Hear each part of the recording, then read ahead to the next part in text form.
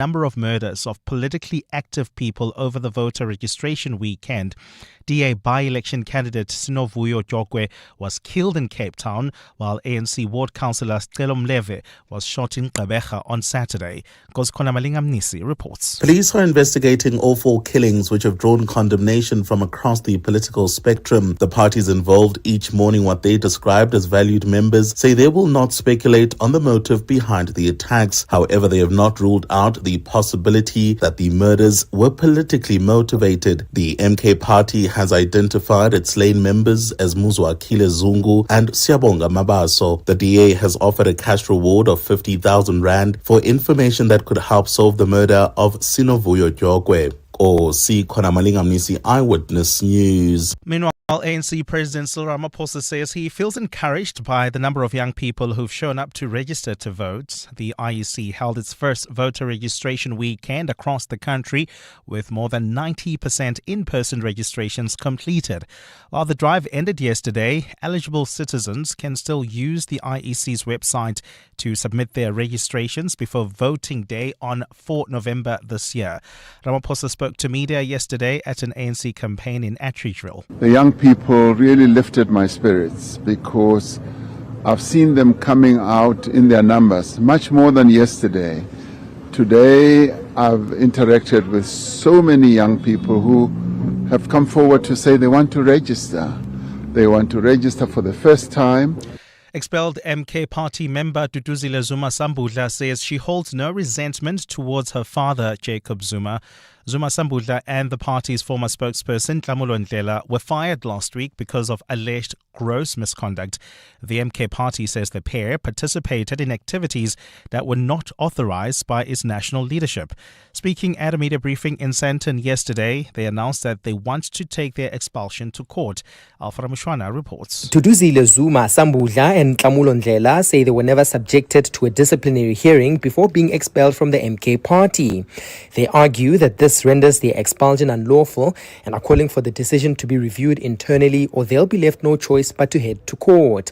While Zuma Sambudla has now been expelled from her father's party, she says she harbors no resentment towards him. And I don't feel betrayed by my father.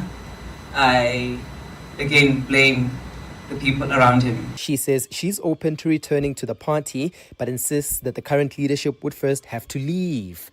Alpha Ramshwana, Eyewitness News in Sandton. Iran and the US have agreed to set up communication lines to keep the vital Strait of Hormuz open and end fighting in Lebanon after their first round of talks in Switzerland towards ending the war in the Middle East.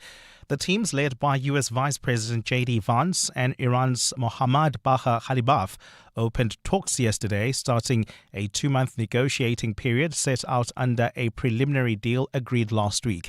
Technical talks will continue for the rest of the week in Switzerland. Tehran had effectively closed the strait in retaliation against the joint attacks by Israel and the US in late February that torched off the war in the Middle East.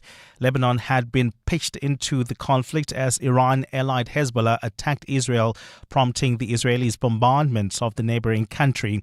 Washington and Tehran finally signed a memorandum of understanding towards ending the conflict that included a provision to end fighting in Lebanon between Israel and Hezbollah. But there have been repeated clashes in Lebanon since, which prompted Iran to say it would again shutter the crucial oil and gas trade route, having opened it as part of the deal. Gold is trading at $4,175.55 an ounce. The rand is at 16.43 to the dollar, 21.72 to the pound, 18.83 to the euro. Brent crude oil is at $78.88 a barrel. And in the traffic, we've got delays on the N3 North. This is between the Airlines Interchange and Van Buren Road. There's also queuing traffic reported on the Mark 1 North between Boysons Road and Carr Street. And in your sport, the Proteas women beat India by 6 wickets to keep their T20 World Cup semi-final hopes alive. At the World Cup, victory for Spain and Egypt to beat New Zealand 3-1 this morning. Belgium were held goalless.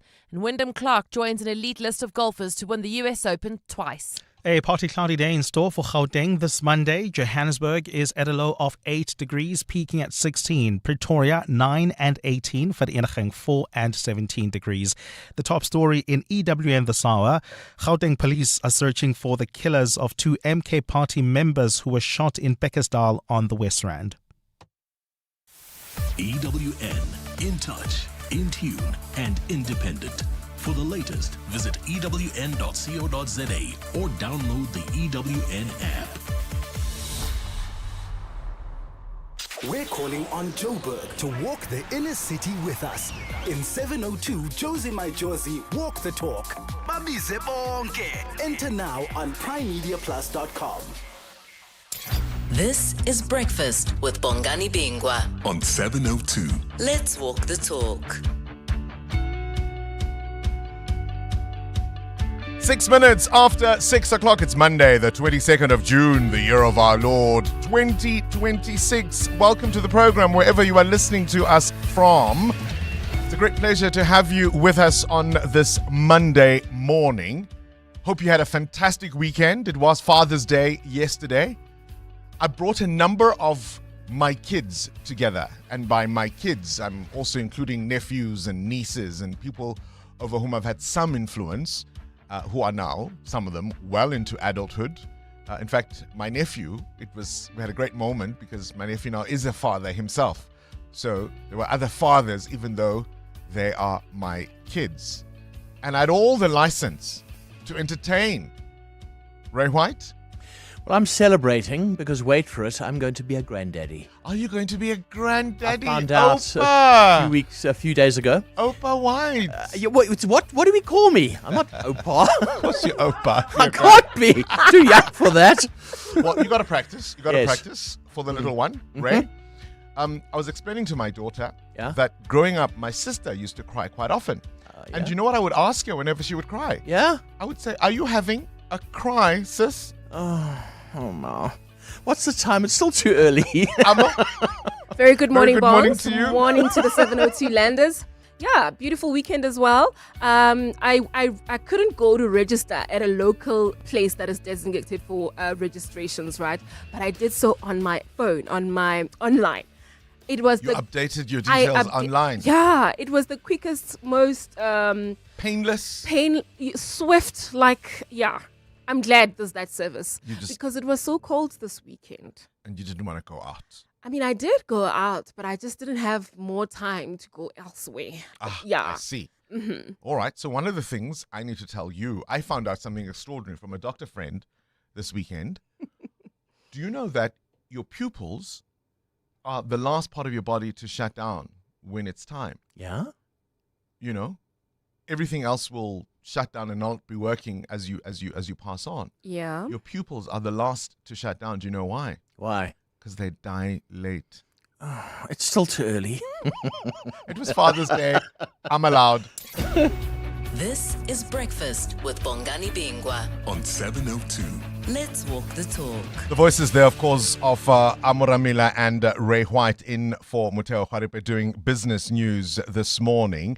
We start with the legal journalist Karen Morn, who wrote quite an interesting piece in News 24 yesterday, suggesting that although throughout his political career, Julius Malema, the EFF leader, has always been in the headlines for the wrong reasons, he has thus far evaded prosecution, and Karen Morn is musing that those days may soon be over. We know, of course, he was convicted of discharging a firearm in public, but he's always been dogged by allegations and accusations of corruption and association with the criminal underworld.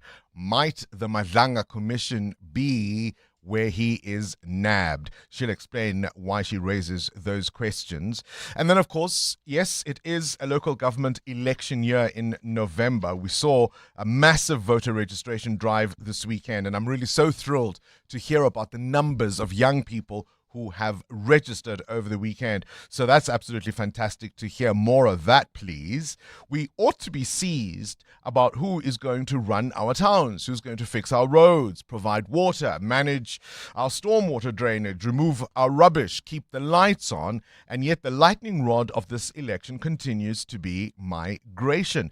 We'll speak to Oscar van Heerden, who is a senior researcher at the University of Johannesburg, and he argues that without looking at the region in its entirety, you're not going to solve the migration issue. You've got to be able to have a coordinated approach that looks at what is going wrong in the countries of origin that many of the migrants who end up in South Africa come from. Is it as simple as that? He'll explain. Here's our big interview this morning.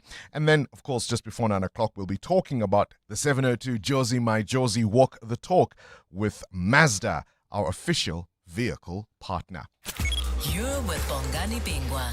702 weekday mornings, 6 to 9. 11 minutes after 6 o'clock. As always, of course, we have a shout out this morning. Send us a WhatsApp voice note on 072 702 1702. We love hearing if you're a first time voice noter, if you're a first time caller. Are you a new listener? Are you a long time listener? All those details always help. I'd love to know where you're talking to us from as well. But do try and keep your voice notes under 60 seconds, please. Please, if you can, keep them under 60 seconds. And of course, turn down the volume as you record your voice note, because we don't want to hear ourselves in the background. Our shout out this morning is, how do you handle somebody who tells lies in public, either about yourself or about somebody else, and particularly if those lies are meant to cause harm? Do you confront them directly in front of everybody else on their chosen platform, or do you pull them aside and ask them to correct their statement and only, I suppose, expose them if they refuse? How do you deal with somebody who tells lies in public? Amo, you look hot and bothered by this one. You look ready to speak. I mean, it depends on the platform they use to tell the lies. If it's a public platform like, social media spaces, I'll definitely address it there. If it's in private, maybe to say, for instance, a friend of a friend tells the other friend, then of course I will address the situation privately. Ray? Yeah, it's a platform thing. If it's like on X, say, for instance, somebody badmouths me, but they've got a following of 2 people, I don't give it credence because it gives them credence. But apart from that, I would just ignore it. Unless it's so big, then it's full frontal attack. All right, send us a WhatsApp voice note. What do you do when somebody tells lies either about yourself or someone you know in public, and you know perhaps that the lie is meant to cause harm? And how do you deal with those people who represent themselves, who present themselves as one thing in public, but meanwhile, back at the ranch, they're not quite who they want the public to think they are? Do you call that out? Let us know. Let's walk the talk. 702. We'll tell you why we're asking coming up. This story, of course, Gauteng police searching for killers of 2 Mkhonto weSizwe party members shot in Bekkersdal on the West Rand. Bekkersdal is one of those bleak places on the West Rand. It looks, of course, people live there and people, have lives there, but it's just one of those under-resourced, underdeveloped, almost forgotten communities on the West Rand. This pair apparently had just left a voter registration site and were heading home on Saturday when they were attacked. Their bodies found with multiple gunshot wounds after residents reported hearing gunfire. And now they're saying there are at least 4 people who have been murdered over the voter registration weekend, and politics is understood to be the motive. You also would have heard of a story from Cape Town where a DA candidate, one Sinovuyo Jokwe, was killed, and an ANC ward councillor shot in Gqeberha on Saturday. So the temperature's really, really worrying as far as the political motives behind those murders are concerned. Breakfast with Bongani Bingwa on 702. Let's walk the talk. It's 6:15. Ray White, you've got a question of your own? I do indeed. What is your secret to staying in shape? Bongs, how do you do it? I wish I was in shape. I'd tell you the secret, but I don't have a secret because I'm not in shape. Amo, you're in shape. I just walk, and instead of taking the lift, I would rather just take the stairs. But that's when she's going down. Oh, yeah. And from time to time, I also do run, Okay. Although I have to say that some of my being in shape is because of mental health. Like, for instance, if I feel like there's a lot happening, I'd rather take a walk, Or if I feel like, I feel overwhelmed, I'd rather run. So Right. That's how I... You work out your emotions. Absolutely. There's another dad. See what I did there? He's Don't going. Don't be slow. Stay with me. 702. Weather. 16 minutes after 6 o'clock. This weather report brought to you by Subaru. Wet roads, rough roads, roads you didn't expect. Subaru carries you through life's weather. Partly cloudy day in store for Gauteng. Temperatures still on the low side. I mean, we're well into winter now. Joburg peaking at 16 degrees. Vereeniging 17, Pretoria 18. Cape Town, cloudy with isolated showers, a maximum of 17. Mahikeng maxes at 18. Gqeberha 20. East London and Durban a little warmer. East London maxes at 24. Durban 25. The forecast says sunshine, but Mother Nature had other plans. Life changes, the weather turns.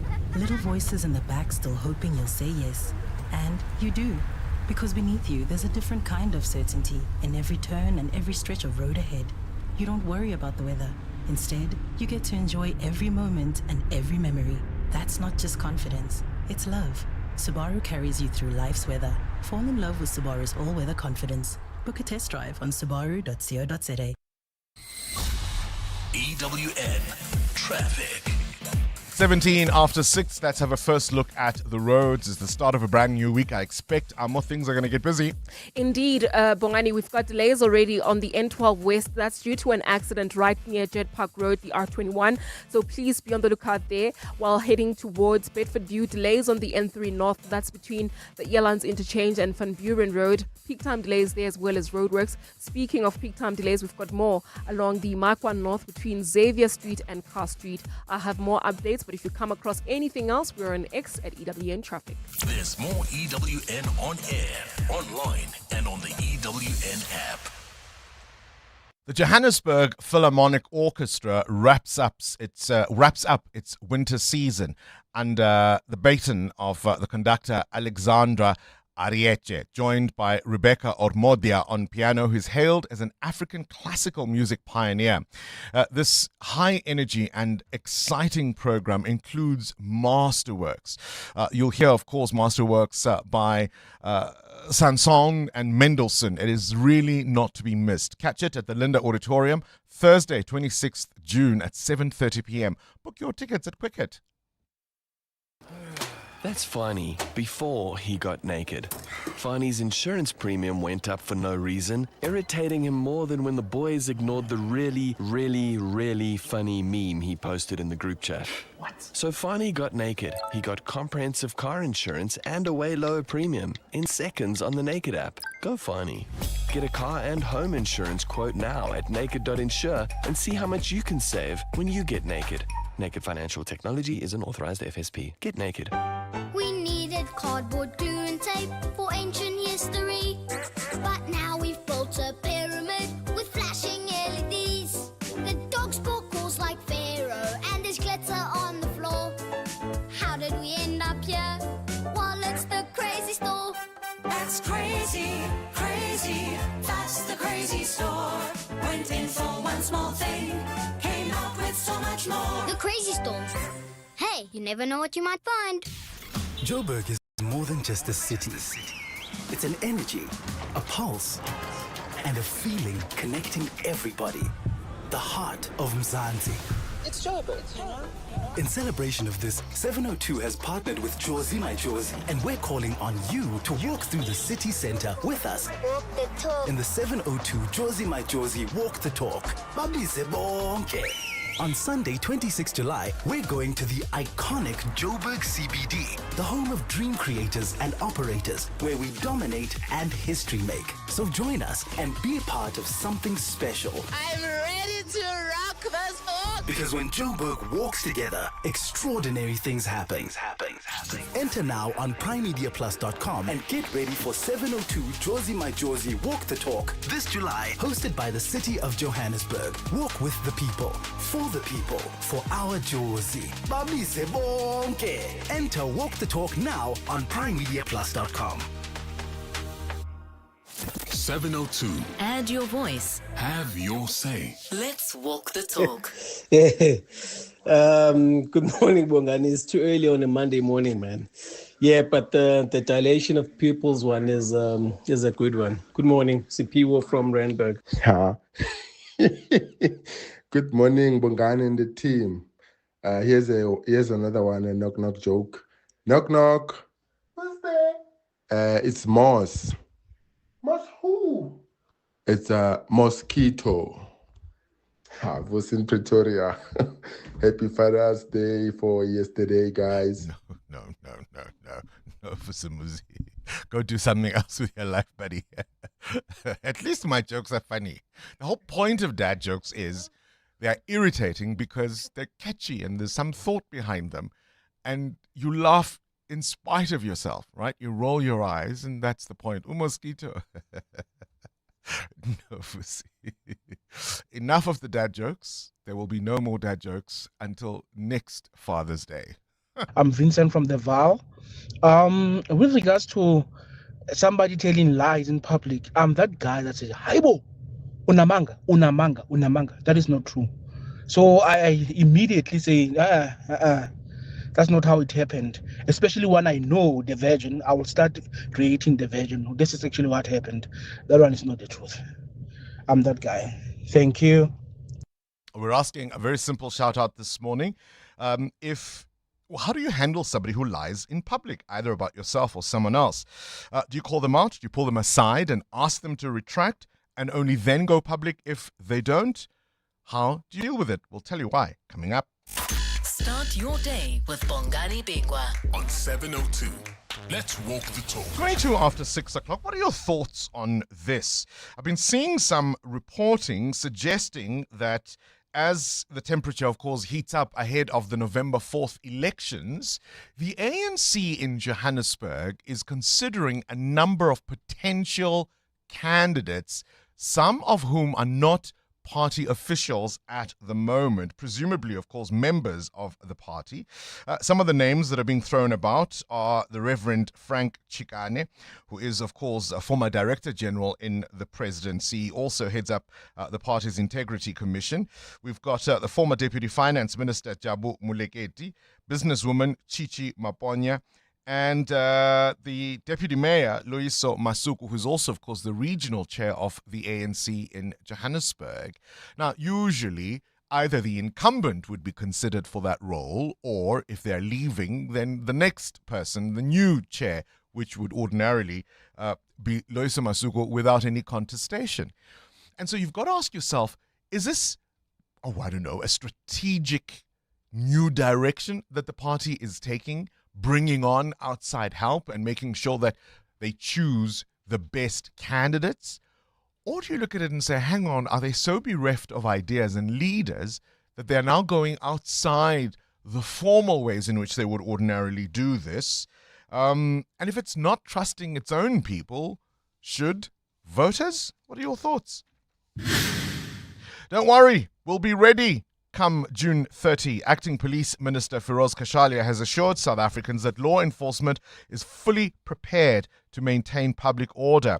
He was speaking at a media briefing yesterday. Kashalia says police have finalized national and provincial operation plans to ensure whatever protests occur, those are managed safely. And the president, of course, weighing in on that over the weekend, saying there will be no action that is illegal that will be tolerated. So essentially reading the Riot Act, saying that police authorities will not tolerate anything that is unlawful. A dramatic week is expected in the UK as Prime Minister Keir Starmer is reportedly on his way out. An announcement about his resignation could come as early as later today. The beleaguered leader has faced criticism from his own party, and it's understood he doesn't have enough support within the Labour Party to survive a leadership contest. Now, the situation has been exacerbated by an unprecedented social media post by the US President Donald Trump announcing that Starmer will resign. It is absolutely unbelievable. It comes, of course, as the American president continues his public spats with European leaders. Just last week, following the G7 summit in France, Donald Trump said the Italian Prime Minister, Giorgia Meloni, had begged to have a photo opportunity with him, and he had reluctantly agreed, and essentially was saying or suggesting that she's not popular enough, and by being photographed with him, this would then increase her popularity. This, of course, has prompted an unprecedented, there's that word again, rebuke from Meloni, who says no such request was made by her. In fact, Italy's foreign minister was expected in Washington this week, and that trip has since been cancelled. And it's part of the reason we're asking, what do you do when somebody tells lies in public, either about yourself or indeed others? And on this day in 1985, Bryan Adams reached the top of the Billboard Hot 100 with his first single, Heaven.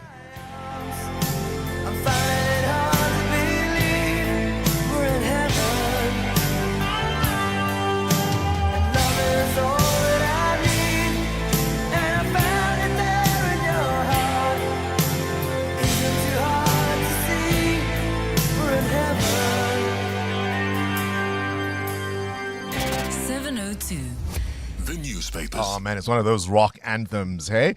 Sfisa Zulu, a very good morning to you. Do you call out Bongani. liars in public? You should. You should. Ideally, you should. Do you? I've never been lied to. Nothing has ever been said Is about this, me. or is this, or are you, in should I be public. calling you out now for saying you, no, I'm kidding, I'm No, kidding, I'm you kidding. should call people out if they lie about your name. You should call them out in public or in private. Yeah. All right. What Anyway, you got? down under in Australia, police there have made the biggest cocaine bust in the country's history. 2.7 tons found hidden in an underground bunker beneath floors in shipping containers, and this was in Sydney. The street value is 10 billion rand. So 2 men aged between 21 and 25 were caught trying to flee, and now they face life in prison. So the whole investigation started when police found 40 kilograms of cocaine just floating in the water off a boat ramp in Queensland just over the weekend. All right, I've got an interesting one. It's in The Citizen on page 2. We've all seen images of Japanese fans at the World Cup, this one and previous tournaments. Fans after the game cleaning up their area where they were seated, making sure they pick up the litter. And of course, these have gone viral for all the right reasons. But what I find interesting is there's a social media post that's gone viral in Japan. And this post says, well, it would be so nice if they were like that at home. Oh, wow. Japanese apparently spend the least time on housework, read the post, which has been viewed nearly 2 million times. Please do it at home.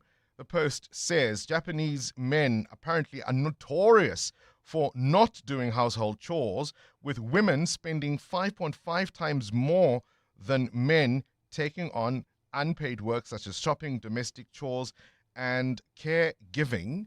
This is according to an official report, in fact, from 2021, the Organization for Economic Cooperation and Development. So they present themselves as one thing in public, but not quite the same in private. EWN Business. Business news now. Ray, of course, loves doing his house chores, hey? It's part of his secret to staying in shape. You're asking us about that? Is it food? Is it weight loss drugs? Is it exercise? What prompts the question about weight loss, Ray? Yeah, what is it? I asked because the so-called protein war is now underway. It's a big story in the US.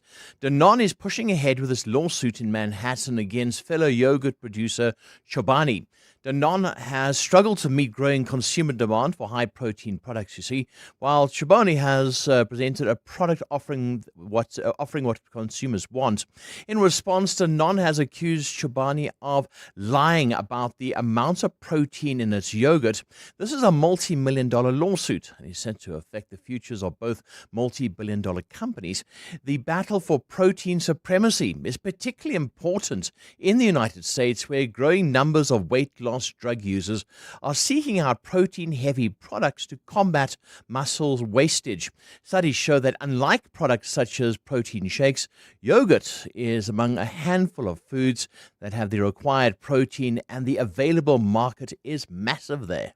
All right, let's talk about the Strait of Hormuz. Is it open? Is it closed? And how's that affecting the markets? Well, it's open at the moment. It was closed at the weekend. The peace talks have now concluded and the strait is open. Asian markets are up on this news. The seesaw continued on the JSE, though, on Friday. The oil share closed over 2% down, with some of the miners once again under pressure. Looking at our rand, it's steady against the dollar, 16.44.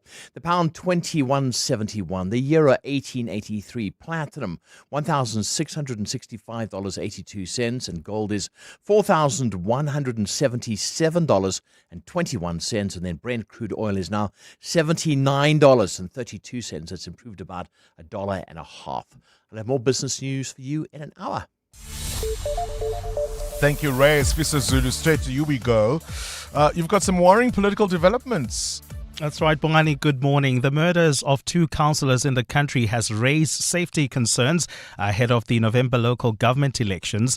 DA Ward candidate Novuyo Jokwe was shot while coming from a voter registration weekend in Dunoon, Cape Town, while ANC councillor Stelo Mleve was killed by unidentified gunmen during a community meeting at a ward office in Zwide, Gqeberha. Carlo Peterson reports. More than 23,700 voting stations were operational nationwide during the first official registration weekend. Provincial Electoral Officer Michael Hendrickson says there were only minor technical glitches in the Western Cape. Overall, in terms of operations, I think it's gone very well within the province. Our stations opened on time. Here and there were 1 or 2 errors with the machines, but those were specifically at 1 or 2 stations. So overall, the performance of the voting management devices, the staff, etc., operationally we did very well. Hendrickson says the Commission is working closely with police to ensure safety at voting sites. Carlo Peterson, Eyewitness News. Meanwhile, former Dunoon councillor Thando Dedezane says urgent action is needed to address the high levels of violent crime after Jokwe's murder.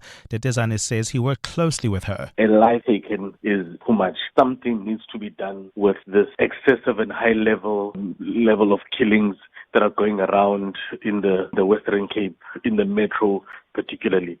There's murders daily, day in, day out in the city of Cape Town. Dedezane says violence, especially against women, is deeply troubling. Killings in totality around the Western Cape. Something needs to be done there. A strategy needs to be put together. I think the murders against women is just increasing by the day. It's crazy. And ANC President Cyril Ramaphosa says he feels encouraged by the number of young people who've shown up to register to vote. The young people really lifted my spirits because I've seen them coming out in their numbers, much more than yesterday. Today, I've interacted with so many young people who have come forward to say they want to register.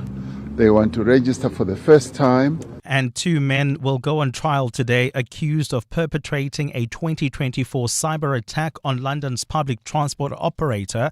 They leaked millions of customers' personal information in one of Britain's biggest data breaches. 20-year-old Tala Jubair and 18-year-old Owen Flowers pleaded not guilty in November after their arrest in September. The pair were charged after an investigation by the National Crime Agency. The men have been charged with conspiring to commit unauthorized acts related to computers, causing or risking serious damage to human welfare or national security. A partly cloudy day in store for Gauteng today. The temperatures are at lows of 8 and 9 degrees, peaking at highs between 16 and 18. And in the traffic, we've got delays along Kaya Send on the Malibongwe Drive. This is just as you head towards Epsom Avenue. An accident happened there. It's causing heavy traffic volumes. There's also queuing traffic along the N1 North due to peak time delays between Bears Nodia Drive and Winnie Mandela Drive. The top story this hour, the murders of 2 councillors in the country has raised safety concerns ahead of November local government elections. Gabelo's the go-to guy for renovations. His bakkie is full of tools, ready to build dreams. But one day, a reckless driver takes him out. Now, his bakkie is standing still. No wheels, no money, Kabza. But with budget, he'd be back on site faster than you can say DIY. Don't let expensive days stop your hustle. Visit budgetinsurance.co.za for a business insurance quote today. Budget is a licensed non-life insurer and FSP. T's and C's online. Breaking news. Motorists are bracing themselves for even more fuel price hikes in June. Or prepare differently. BYD hybrid vehicles use up to 70% less fuel than normal cars. And BYD fully electric vehicles, no fuel at all. Test drive the brand new BYD Atto 2 DMI plug-in hybrid this June and kiss rising fuel prices goodbye forever. Visit byd.coza or your nearest dealership. BYD, build your dreams. Ready to buy your dream car? Put an offer in on a new house or take out that personal loan. Make 2026 your year with Postnet and Huru. Visit your nearest Postnet store to get a comprehensive credit report from 4 of SA's leading credit bureaus sent straight to your phone. For only 135 Rand, take charge of your future with a clear picture of your financial position and how to improve it. Why second guess your credit rating when you can be certain? Get your Huru and Kudo credit report at Postnet today. Postnet, helping you succeed. The Money Show. Weekday evenings at 6. The presumption up until now has been that we will probably use large language models through data centers. Could that assumption actually be wrong? You're perfectly right. And what these studies proves to us that if a small model can do a job of a giant one at 20% of the energy cost or even a fraction of the price, then the giant model becomes a financial liability, not an asset. Dr. Mark Nasila is the Chief Data Analytics Officer. The Money Show on 702. Let's walk the talk. The Money Show with Stephen Grootes is brought to you by Absa Rewards. Get double cash back depending on your rewards tier when an African team scores and wins at the FIFA World Cup 2026, courtesy of Visa. Use your Absa Visa card at rewards partners on match days to score. Join Absa Rewards on the banking app. Your story matters. Absa is an authorized FSP and a registered credit provider. T's and C's apply. Coming up in the next hour, what's the question? And it's brought to you by Outsurance. Up to 3,000 Rand in cash is up for grabs. So you send us an answer based on anything that piqued your interest during the show. For that, you win $1,000. WhatsApp us your name and the answer to 072-702-1702. Of course, later someone else will ask a question to win 2,000 Rand. Now, you always stand a better chance of being selected if you've SMS'd out to Outsurance to get yourself a quote. So do it now. SMS out to 45142 and you could save on your car insurance. 702. WhatsApp Bongani on 072 702 1702. Morning, Bongani Bingwa and the lovely team there. Yes, you know what they say in English, what we say actually in English. You can't go anywhere in life if you stop at every dog that barks at you and throws stones. Leave dogs to bark. It's fine, they're allowed to bark, of course. When somebody denies grace or mars your name or reputation in public, it's a matter of principle. I just leave them. I don't respond. Maposa in Soweto. We're asking a very simple question. Do you call out people who lie in public, people who present themselves as one thing? Meanwhile, back at the ranch, you know them to be something else. I love the story about the Japanese fans at the World Cup cleaning stadiums. Cindy Paluta, this one should have your attention. So you've seen viral videos and images, but apparently that's not who they are at home. So Japanese women are saying, oh, if only you could sort out the chores in the house. This reputation internationally of being these clean. And of course, I mean, they are, of course, super clean. It's part of the culture. But apparently, they're not so active in helping out at home. EWN Sport. Cindy Paluta, very good morning.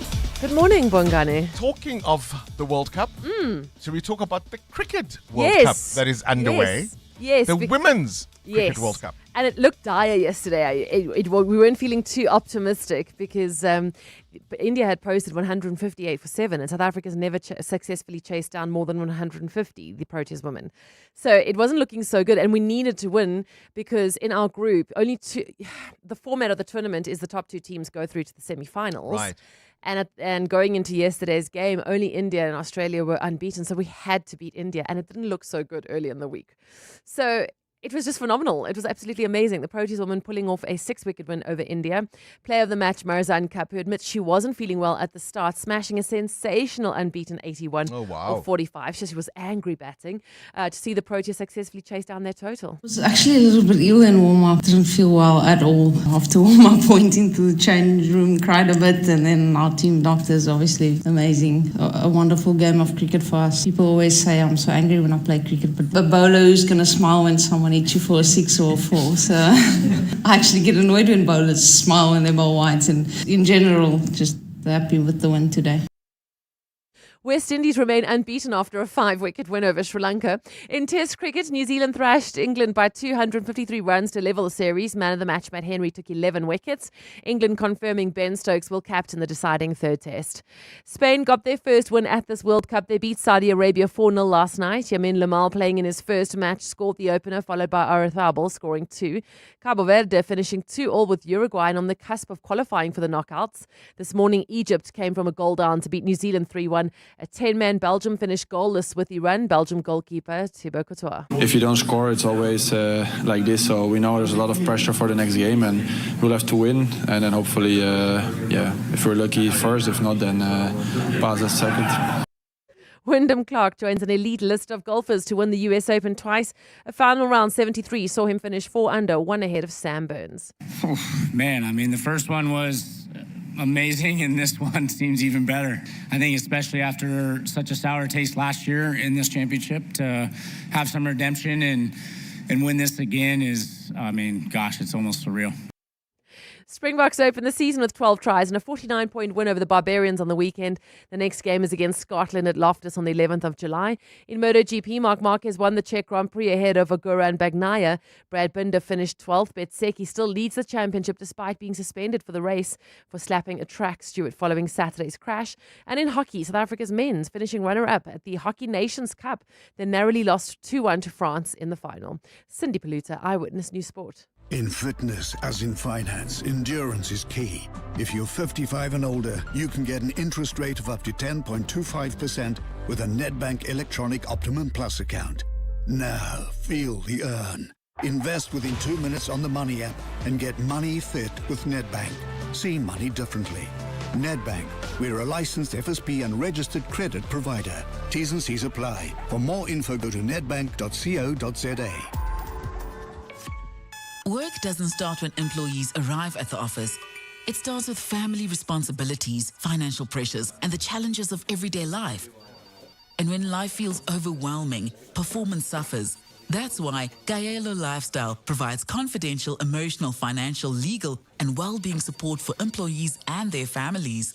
Because when people feel supported, they're more focused and ready to perform. Gaelo Lifestyle. Visit gaelo.co.za. That's Amanda, before she got naked.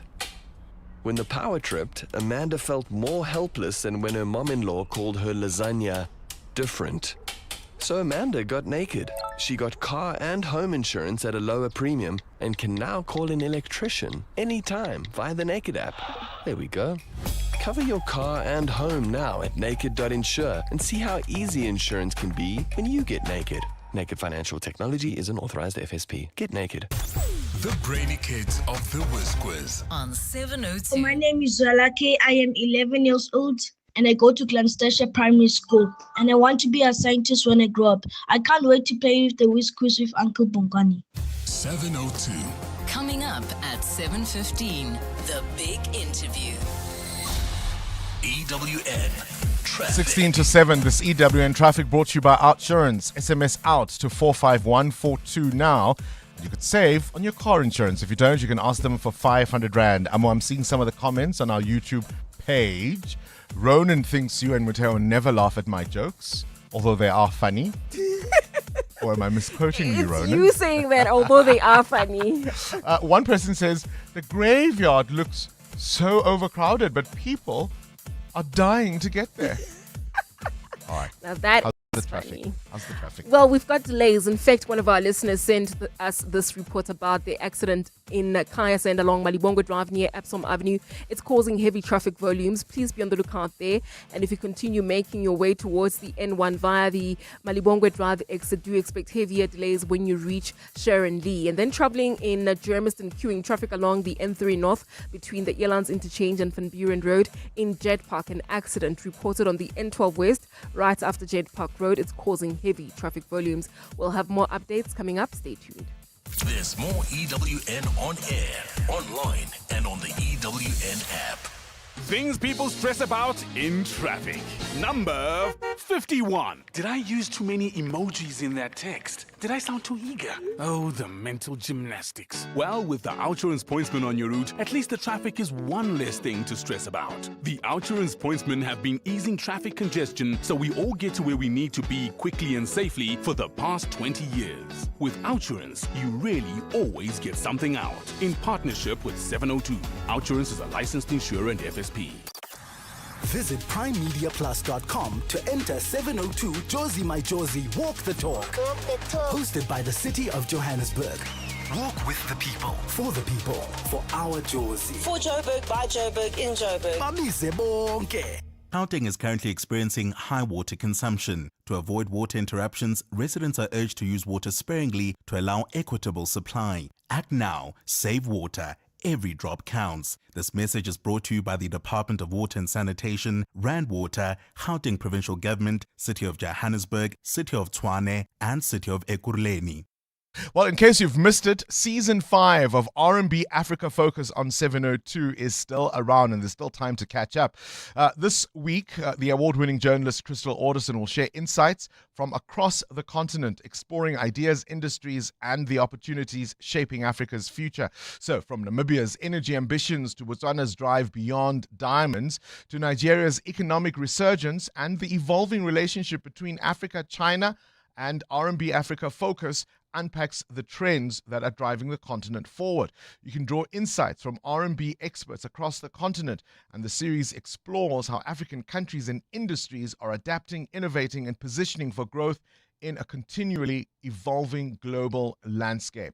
As a leading African corporate and investment bank with extensive on-the-ground presence in 35 countries, R&B believes that every venture into Africa is one with endless possibility. You can watch the full R&B Africa Focus video series now on Prime Media Plus, and you'll get insights on the African investment case.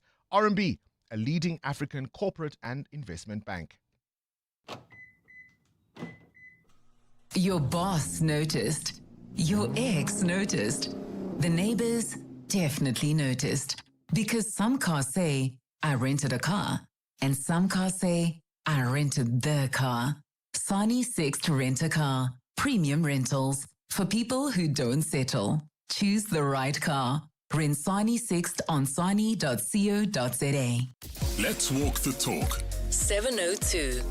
Good morning, Bongs. Good morning, listeners. I don't care which party leads us as long as we are provided with security and the economy improves. Whether they change the leadership or what, we don't care. We want people who are going to assure us of our safety in our country. We are tired of being scared in our own country. I think that's a sentiment that many South Africans will ponder on. Crime remains, of course, an important concern, especially in Gauteng. Lots of crimes on the rise, things like kidnapping, extortion, new crimes and new categories of crime we haven't seen much of until recently. So that's a worry, and that will be foremost on many a voter's mind. Who is the wizziest of them all? It's the Whiz Quiz on 7. Up next, we speak to legal journalist Karen Morn. Will Julius Malema finally answer to some of those long-standing accusations that have always been thrown at his way? Zwelakhe, though, is our Whiz Quiz contestant today. 11 years old, goes to Glenstantia Primary School, and joins us now to play the Whiz Quiz. Good morning, Zwelakhe. Hello, Uncle Bongani. Are you well, Zwelakhe? Are you well? Tell me, what's your favorite subject at school? My favorite subject is natural science. Okay, natural science. So you'll get the science question, eh? Yeah. Let's hope. KG, start the clock. True or false? A baby kangaroo is called a joey. True. Correct. At what temperature in Celsius does water boil? 100 or 200? 100. Correct. What is 16 minus 7? 9. Correct. What is the color of the famously yellow cartoon character who lives in a pineapple under the sea? SpongeBob. What is the color of the famously... Oh, yellow. Correct. Oh, yellow. Which country won the 2022 Football World Cup? Argentina or Brazil? Argentina. Correct. How many official colors are there on the South African flag? 6. Correct. Complete the saying, give him the benefit of the what? Sorry, repeat the question. Complete the saying, give him the benefit of the what? Past. Doubt. True or false? An emerald is usually a red gemstone. False. False is correct. I mucked up the SpongeBob SquarePants question. What color is the famously yellow cartoon character? Yeah, I mucked that one up. I got very nervous playing with the brilliant Zwelakhe. Well done, mate. You walk away with 700 Rand. The Brainy Kids of the Whiz Quiz. On 702. Current events, developing stories, Tough questions. your voice making a difference. This is Breakfast with Bongani Bingwa. 9 to 7. On to this now. For his entire political career, the EFF leader, Julius Malema, has never been far from the headlines, and often for all the wrong reasons. He's been dogged by accusations of corruption, tax evasion, association with the criminal underworld, hate speech, really being a rent seeker. But over the years, the National Prosecuting Authority has opted not to charge him for the various accusations. And we can go back to the On Point and Ratanang Trust days, to the VBS Mutual Bank saga. But has the cat run out of lives? Joining us now is one of the best legal journalists in the country, Karen Morn. Always a pleasure to have you on our show. Thank you for your time. I was very impressed by that quiz performance, by the way. That young man is very, very proficient, and it's lovely to be back. Thank you for having me. Right, made me nervous, didn't he? Yes, no, definitely. He's coming for all of us. Let's get straight into it. We're talking, of course, in the wake of your News 24 piece over the weekend, Karen, in which you posit a couple of thoughts. For years, Malema has positioned himself as a vocal champion of accountability, the anti-corruption politician. But as you note, the spotlight has never been far from him as someone dogged by accusations. Absolutely. And I think, we don't have to think back too far to 2012, I think it was, when just before he started the EFF, he was accused of money laundering in relation to the Ratanang Trust. And that really sort of set the scene for this pathology of an allegation of essentially involvement in a corrupt tender process, in a problematic tender process that he massively benefits, according to both Thuli Madonsela and the NPA at the time. Millions of rands. News 24, of course, reporting in 2019 that the benefits that he allegedly received as a part of that unlawful tender process were actually far more than expected. And then we see a similar kind of replication of this allegation of benefiting monetarily from a corrupt enterprise with the VBS scandal, where the EFF has said, well, yes, we received a donation from VBS, but this was not, as the chair of the board claims, because we promised not to attack the bank over its so-called loan to former President Jacob Zuma. It was simply a donation. And again, of course, Polly van Wyk's excellent journalism. I would highly recommend everyone read that. sort of, revealing how that money wasn't channeled to the EFF, allegedly, but was funneled into the purchase of luxury and designer clothes. And this allegation has dogged him through the years, but he has repeatedly utilized what I would say is a culture of fear, hatred, and division to target anyone who sought to hold him accountable, be that the NPA or be that journalists like Polly van Wyk. And of course, with these hate speech matters, the most recent of which he has been found guilty of in 2025, that was last year. In using racial division, and particularly this allegation of, I'm not going to kill white people yet, etc. We're not going to kill white people yet, to create this fear and anxiety around him that is very much levered on division. And I think the time is running out, particularly because of what has emerged in the Madlanga Commission, and particularly because of that hate speech ruling. We'll come to that in just a moment, Karen, but he's often argued that these accusations are not about accountability, but political targeting. He did so, for example, when it was understood he was in trouble with the tax man. Yes, I mean, I think the tax, this tax story again raises questions about someone who is in a political party, is on an MP salary, but lives on a luxurious scale with, very minimal declarations to Parliament. He obviously declares the Ratanang Family Trust and several other trusts, but there isn't the level of declaration one would expect for someone who, for example, on the reporting that's been done by both Polly van Wyk and Micah Reddy, and to some degree Jacques Poe, has, had all these properties, one of which was again linked to the Ratanang Trust on point engineering scandal. So, there are questions to be asked. And I think certainly in light of the revelations or the allegations that have emerged in the Madlanga Commission, this thing of political targeting, which has also been utilized by President Jacob Zuma, of course, in regards to, this entire scandal with the arms deal. There is this point at which you have to say, as Louis Harum said in that famous SCA judgment, the motivation for a prosecution may be, even if there is some kind of political motivation, deal with the evidence. And the evidence, I would argue, is quite overwhelming. Answer the tough questions. So how does all of this position him? I mean, he's a member of the Parliamentary Committee investing alleged corruption in law enforcement and the nexus between the criminal underworld and political influence in South Africa. He, of course, also has a role on that impeachment committee against the president. If he himself has questions to answer in the very same processes he is overseeing.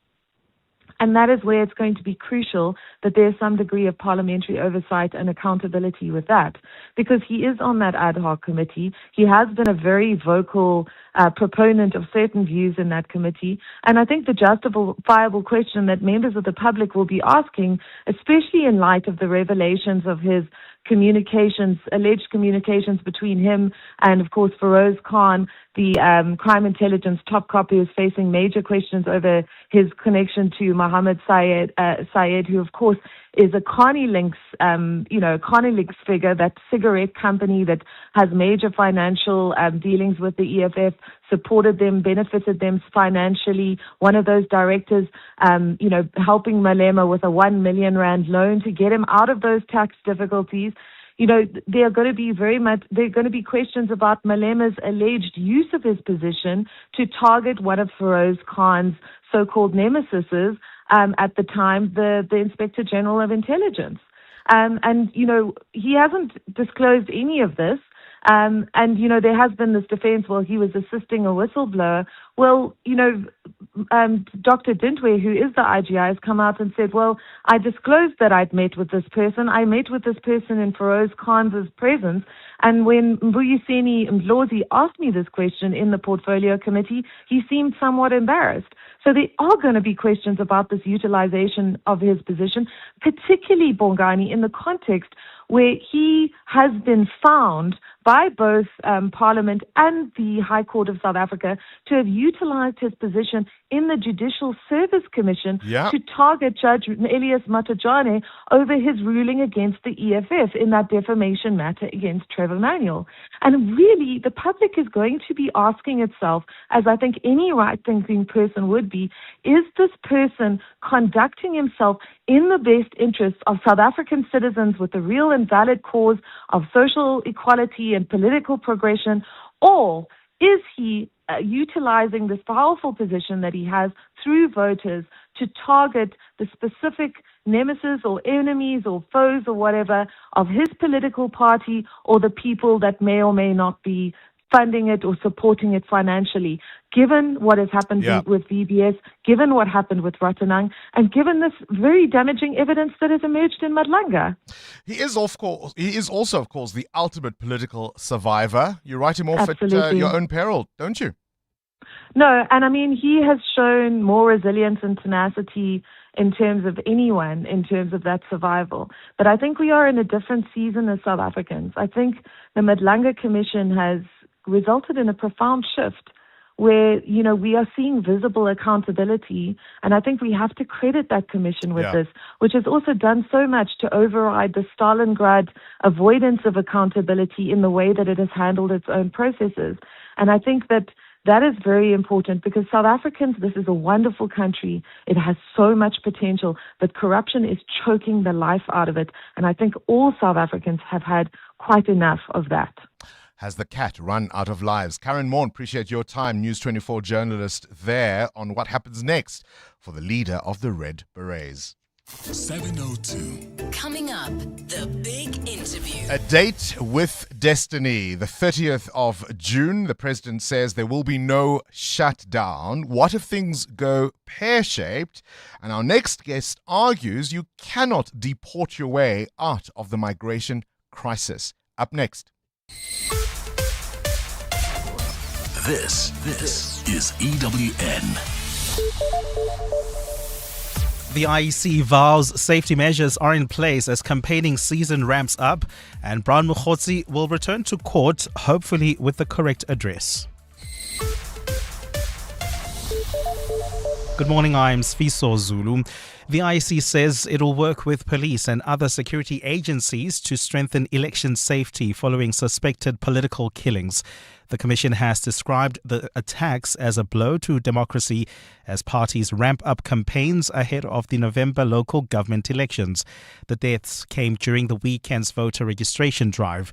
Mongezi Koko reports. Gauteng police have launched a manhunt for the killers of 2 MK Party members who were shot dead in Beckersdale on the West Rand. In separate incidents, DA by-election candidate Novuyo Jokwe was killed in Cape Town, while ANC ward councillor Celo Mleve was gunned down in Gqeberha. Chief Electoral Officer Saima Mabolo condemned the attacks and says the Commission will continue working with law enforcement agencies to protect voters, staff and electoral infrastructure. We are an active participant in Priority Committee, which is a subcommittee of NetJoins that plans election security. Together with the law enforcement agencies, we will have to fortify our operational plans. This weekend marked the only voter registration period ahead of the November 2026 local government elections. The Electoral Commission is expected to brief the media this afternoon on the outcomes of the voter registration weekend. Mongezi Koko, Eyewitness News. Self-proclaimed political fixer Brown Mokgotsi returns to the Johannesburg Regional Court today for a fresh bail bid.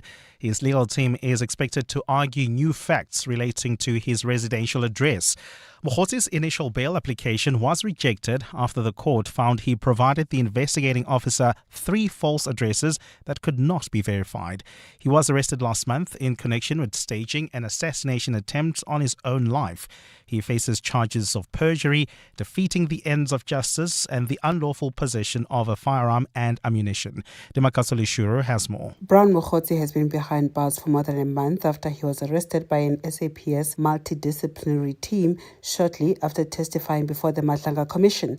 The state alleges he orchestrated a fake assassination attempt in Vosloorus in November last year and used a firearm linked to other criminal cases to fire 11 shots into his vehicle. In denying bail, Magistrate Annalise Tlhapi found that Mokgotsi provided 3 residential addresses that could not be verified. All 3 addresses, they don't correspond. The court cannot accept the applicant version that it is an error by the landlord to write a wrong address in the lease agreement. His legal team is now expected to rely on what it describes as new facts in a bid to secure his release on bail pending trial.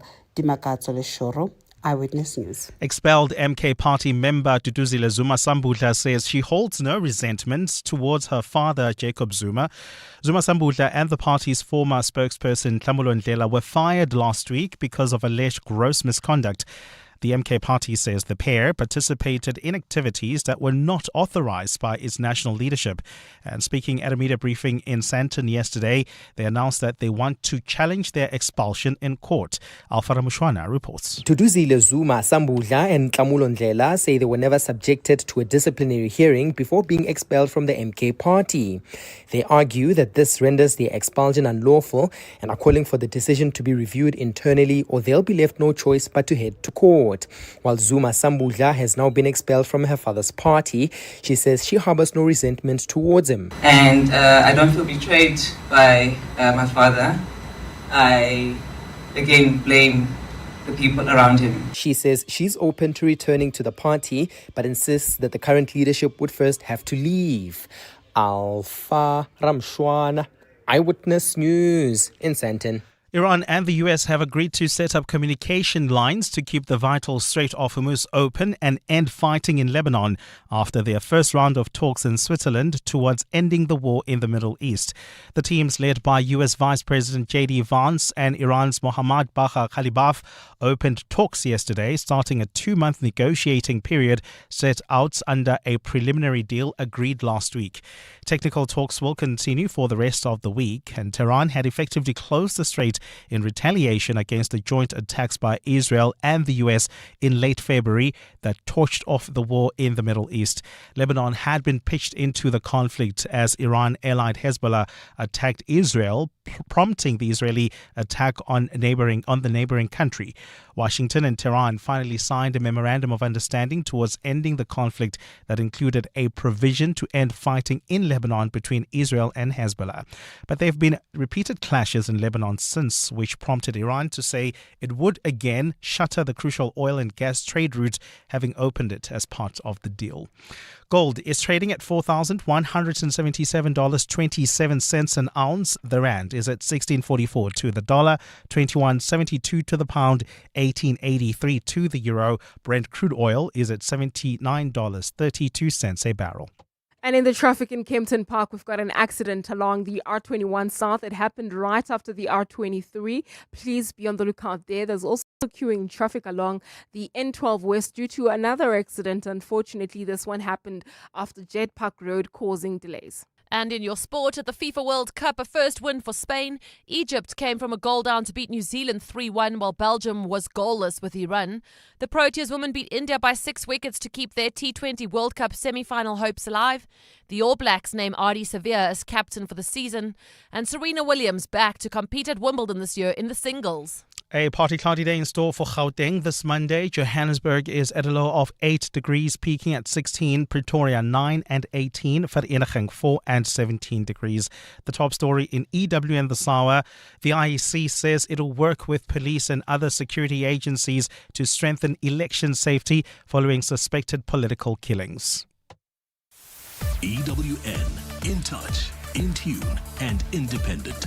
For the latest, visit ewn.co.za or download the EWN app. Joburg is more than just a city. It's an energy that connects us all. That's what makes this one so special. In 702, Josie My Josie Walk the Talk, hosted by the city of Johannesburg. Enter now on primemediaplus.com. This is Breakfast with Bongani Bingwa on 702. Let's walk the talk. 8 minutes after 6 o'clock. Great to hear about young people in particular showing up to register over the weekend. I thought that was absolutely fantastic, seeing the IEC talking about voter turnout in terms of people really wanting to make sure that they will register for the 2026 local government elections. We also heard from the IEC Deputy Chief Electoral Officer Masego Shiburi saying, look, they're going to look at what happened this weekend, turnout, logistics, before deciding if there'll be another drive before November. The Commission will on Tuesday release to the South African public and to the media the outcomes of the registration activity over the 2 days. At that point, the Commission will also make a determination if it is necessary to have a second registration weekend.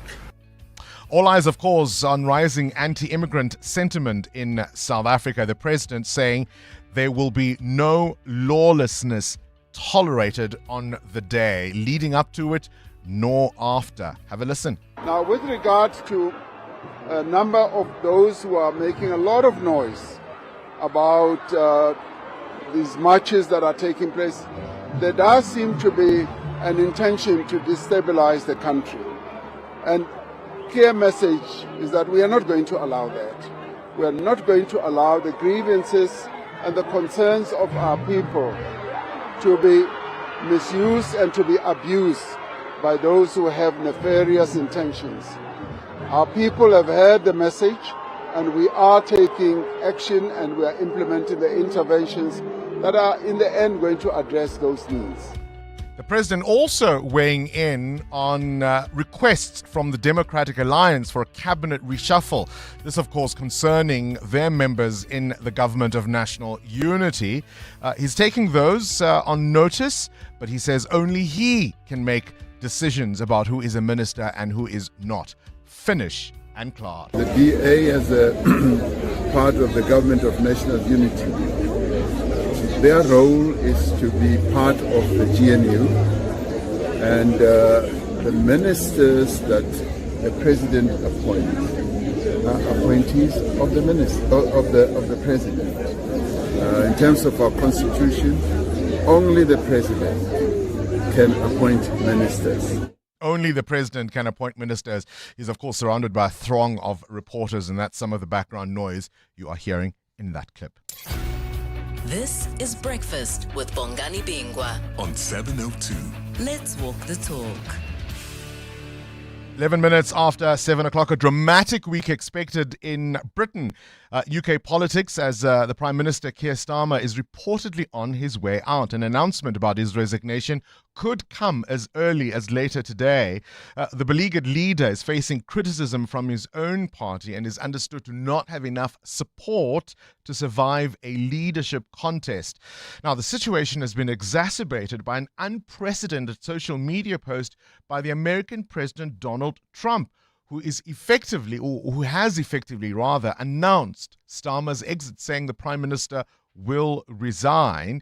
It comes as the US president continues public spats with European leaders. You remember, of course, he's already said the French president is attention-seeking. And last week, following the G7 summit in France, Donald Trump said the Italian Prime Minister Giorgia Meloni had begged to have a photo opportunity with him, and he suggested she did this to try and increase her popularity.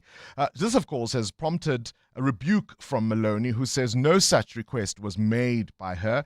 And in fact, Italy's foreign minister was expected in Washington this week, and that trip has since been cancelled. It really is quite extraordinary that the US leader does what he does and says the things he says, even about his allies, much less his enemies. It's also the 77th birthday of the most awarded actress of our time, the Academy Award-winning actress Meryl Streep, celebrating her 77th birthday today. Born on this day in 1949, Mary Louise, or Meryl Streep, is widely regarded as one of the greatest actresses of all time. So many roles. The Iron Lady, Doubt, The Devil Wears Prada, Kramer versus Kramer, so many iconic moments. The French Lieutenant's Woman, if you go back in time. A happy birthday to Meryl Streep.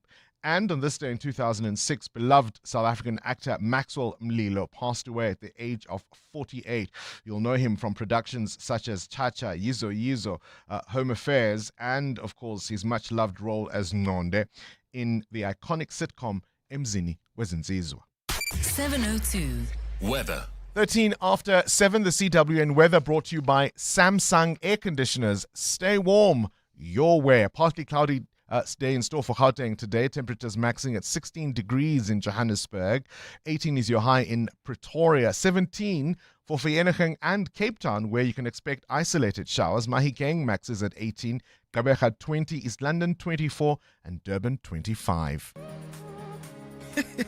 Yeah, winter. A dozen layers of clothes just to feel warm. And the aircon wars at the office never end. But when you get home, Samsung air conditioners bring you efficient heating, ensuring tailored and family-friendly comfort indoors. So stay warm your way this winter. Shop for your perfect fit at Samsung stores, participating retailers, or speak to a friendly installer today. 702. Up next, The Big Interview. EWN Traffic. All right, 14 minutes after 7 o'clock. It's peak hour time now. Amor, you were telling us about a crash on the R21. Yeah, that's correct, Bongani, in the Kempton Park area. That's right near the R23 turnoff. It's causing delays coming out of the R25. About a 15-minute hold-up there. And if you're traveling on the N12 West, unfortunately, another accident seen after Jet Park Road, also causing heavy traffic volumes. I'll have more updates coming up. There's more EWN on air, online, and on the EWN app. What if the problem you faced became the business that changed everything?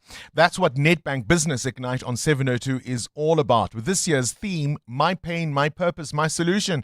So we're calling on small businesses that have turned real challenges into powerful ideas. 200,000 Rand is up for grabs, mentorship, business support, tools to help you grow sustainably.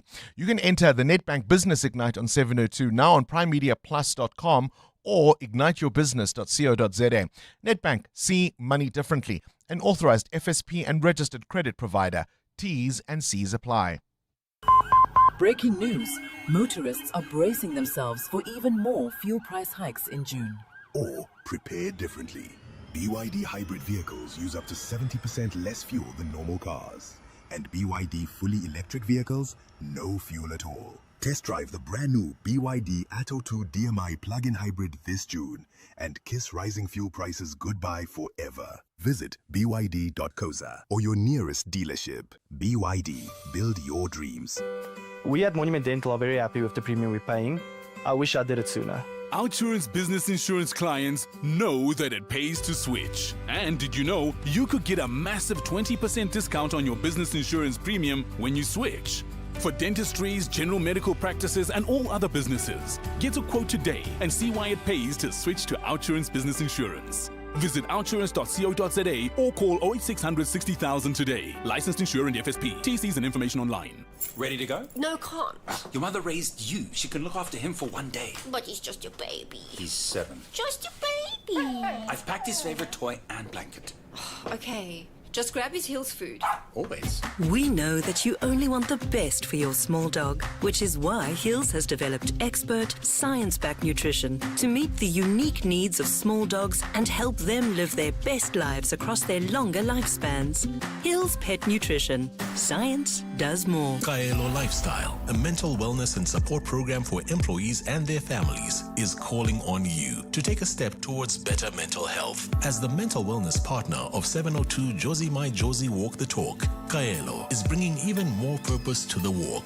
From checking in with yourself to celebrating connection, every step is designed to support your well-being. So rally your team and walk for mental wellness. Visit primemediaplus.com for more information. Kaelo Lifestyle, changing lives and improving business. On 702, let's walk the talk. 702. The Big Interview. With Bongani Bingwa. 17 after 7. So as you know, in November, South Africans will go to the polls. We ought to be seized with thinking who will run our towns and our cities, who will fix our roads, provide water, manage our stormwater drainage, remove our rubbish, and keep our lights on. And yet, the lightning rod of this election is migration. Even the president has admitted South Africans are under pressure due to economic woes. A low-growth economy, inequality, high unemployment, especially amongst young people. But now there's growing anxiety about the planned demonstrations set for the 30th of June. What if things go wrong? Could it turn into a bloodbath? And have the perceptions about the impact of migrants been properly tested? Dr. Oscar van Heerden joins us now, a senior researcher at the Center for African Diplomacy and Leadership at the University of Johannesburg. A pleasure, as always, to have you on our show. Thank you for your time. Good morning, Bongani, and good morning to your listeners. There's no denying that the various movements championing the anti-immigrant sentiment have struck a nerve.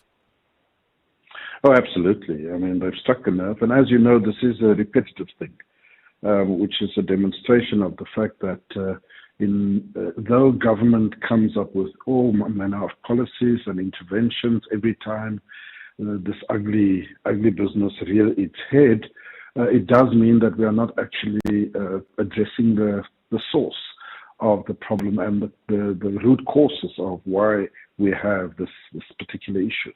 The president says his interventions are being welcomed, but I saw one critic who's called them microwave solutions. Yes, no, well, I mean, I think, it's a desperate measure to try and deal with the ongoing crisis. And indeed, it is a crisis. I think we should start there, Bongani. The fact of the matter is we have lots of undocumented immigrants in South Africa from our frontline states, but also much further afield in terms of Nigeria and DRC and so on and so forth. So, the interventions are being welcomed, but I think the positive that I'm taking away from this is that for the first time in a long time, regional governments in the SADC region are beginning to say that it is not only, it would be naive for us to think that it's only a South African government problem and that it's actually a regional-wide problem. One of the things that I have been grappling with is around the numbers. Many people might say that the numbers we have, at least officially, are either inaccurate or at least underreported. And I think the over 10,000 Malawians now stranded at Sherwood Park in Durban are probably a very good example, because the Malawian government volunteered to repatriate them, not quite aware of the number of people that would show up. No, absolutely. I mean, the truth of the matter is that because of our porous borders, it's one thing to be able to document those that have proper papers, that have proper visas and so forth, but it is simply impossible to guesstimate how many illegals are actually in South Africa, particularly from Mozambique, Malawi, and Zimbabwe. There is a general acceptance, Bongani, that the highest number of immigrants, legally and illegally, hails from Zimbabwe because of the problems of that particular country that started 26 years ago already under the ZANU-PF government. But unfortunately, they can't say with any certainty how many illegal immigrants are in South Africa. Yeah, neither the regional countries nor ourselves really. I mean, we'll get to the greater regional issue, but how concerned are you in terms of the loss of control by the state on this issue?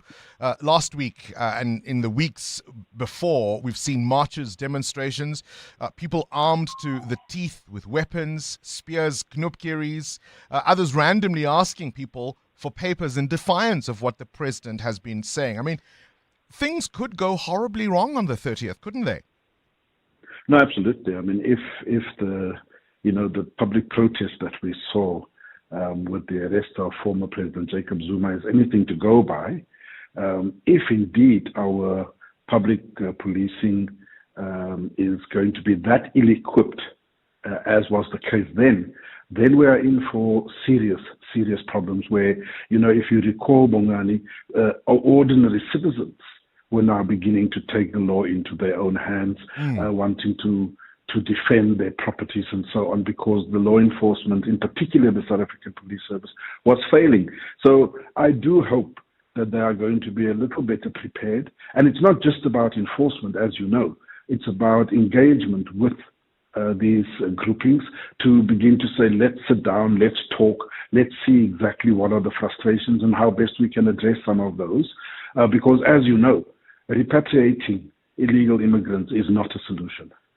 We can't deport our way out of this, can we? Absolutely not. Absolutely not. Not only because of the financial consideration, it's costing a lot of money, it's buses, it's planes and so forth, but also, again, I come back to the issue that if you really want to address this matter, you have to go to the root cause. And in the case of Zimbabwe, for example, and we can talk of other countries, but in the case of Zimbabwe, we all know that the problem lies squarely with the government of the day, which is ZANU-PF. The repressive policies, the corruption, and so forth, that is just mayhem. The courts, the military, all engulfed in propping up this repressive government, which is not giving the space for ordinary Zimbabweans to survive, to work, and so forth. But here's the reality. I mean, take Emerson Mnangagwa, for example. He's not going to go away anytime soon. In fact, he's hanging on for dear life, recently extending the presidential term limits there. And even if you say one cannot separate the migration issue from the pressures experienced in neighboring countries, what can South Africa do? Well, we have institutions such as the Southern African Development Corporation. We have SACU. These are institutions that can be brought to bear, Bongani, as far as I'm concerned. You know, it's such a foreign concept. But the truth of the matter is that SADC as a body, as an organ, needs to put and apply the necessary pressure, politically, economically, on countries like Zimbabwe and, of course, on the DRC, for example, with the conflict that's happening there in East DRC with Rwanda's involvement and the likes. So, you know, some significant, difficult political decisions must be made.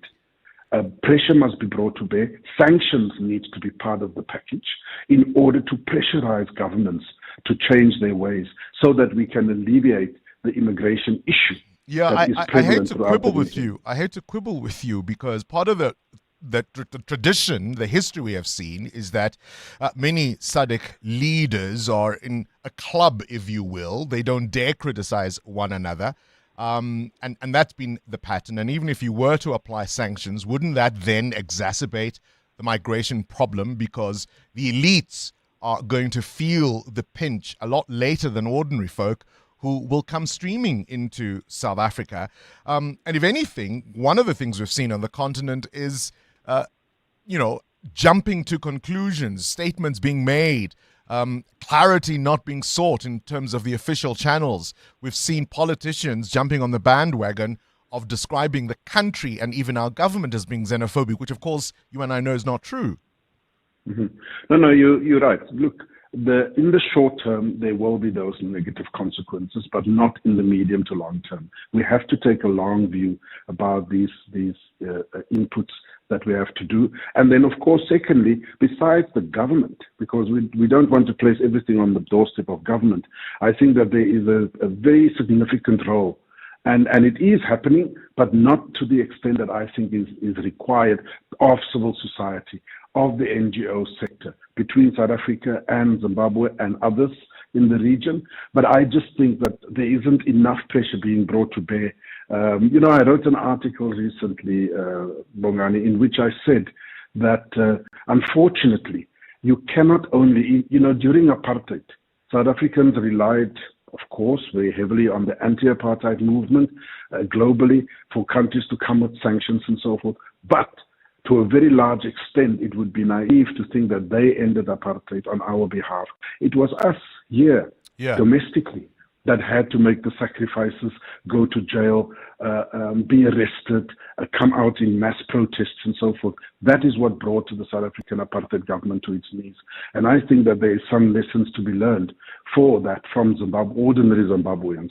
I wonder if we haven't been complicit by having this kid glove approach to issues that pop up in the region and even on the continent. I've argued that we have swapped principle for prestige. So instead of upsetting our fellow African leaders, we've gone along to get along so that we can, be in the G20 and all these positions on the AU, and it's the people who have suffered. And you might say this is a problem in some way of our own making. Appreciate your time. Dr. Oscar van Heerden from the University of Johannesburg. EWN Business. 28 after 7. Ray White in for Muteo Haripe. Ray, the oil price continues to be a talking point. The Middle East and the Strait of Hormuz. What's the latest? Well, Bongani, oil prices are dropping after the US-Iran talks concluded in Switzerland, with Tehran now saying it has secured waivers for oil and petrochemical exports. This has eased worries about a supply shortage in global markets. Brent crude has fallen about 2% so far. Prices had earlier climbed to $82.30 at the start of trading, fueled by a bumpy start of the talks. Well, the US and Iran have concluded peace talks at a Swiss resort. A joint statement from mediating nations Qatar and Pakistan say the two agreed to a roadmap towards a final deal within 60 days. Technical talks continue this week. Brent crude is now $79.05 a barrel. It's early morning here, of course, but the Asian markets no doubt would have responded. They have indeed. Asian markets, they've swung higher as Iranian negotiators said progress had been made at those peace talks with the US, helping calm fears the process was breaking down. Japan's Nikkei rose almost 2%, having climbed about 8% last week to all-time highs. South Korea's Kospi has added another 2.6%. This was after surging more than 11% last week on demand for semiconductors. Back home, the seesaw continued on the JSE on Friday. The all-share closed over 2% down, with some of the miners once again under pressure. That scenario should change today, traders say. Looking at the rand now, 16.42. That's the dollar. The pound is 21.72. The euro is 18.83.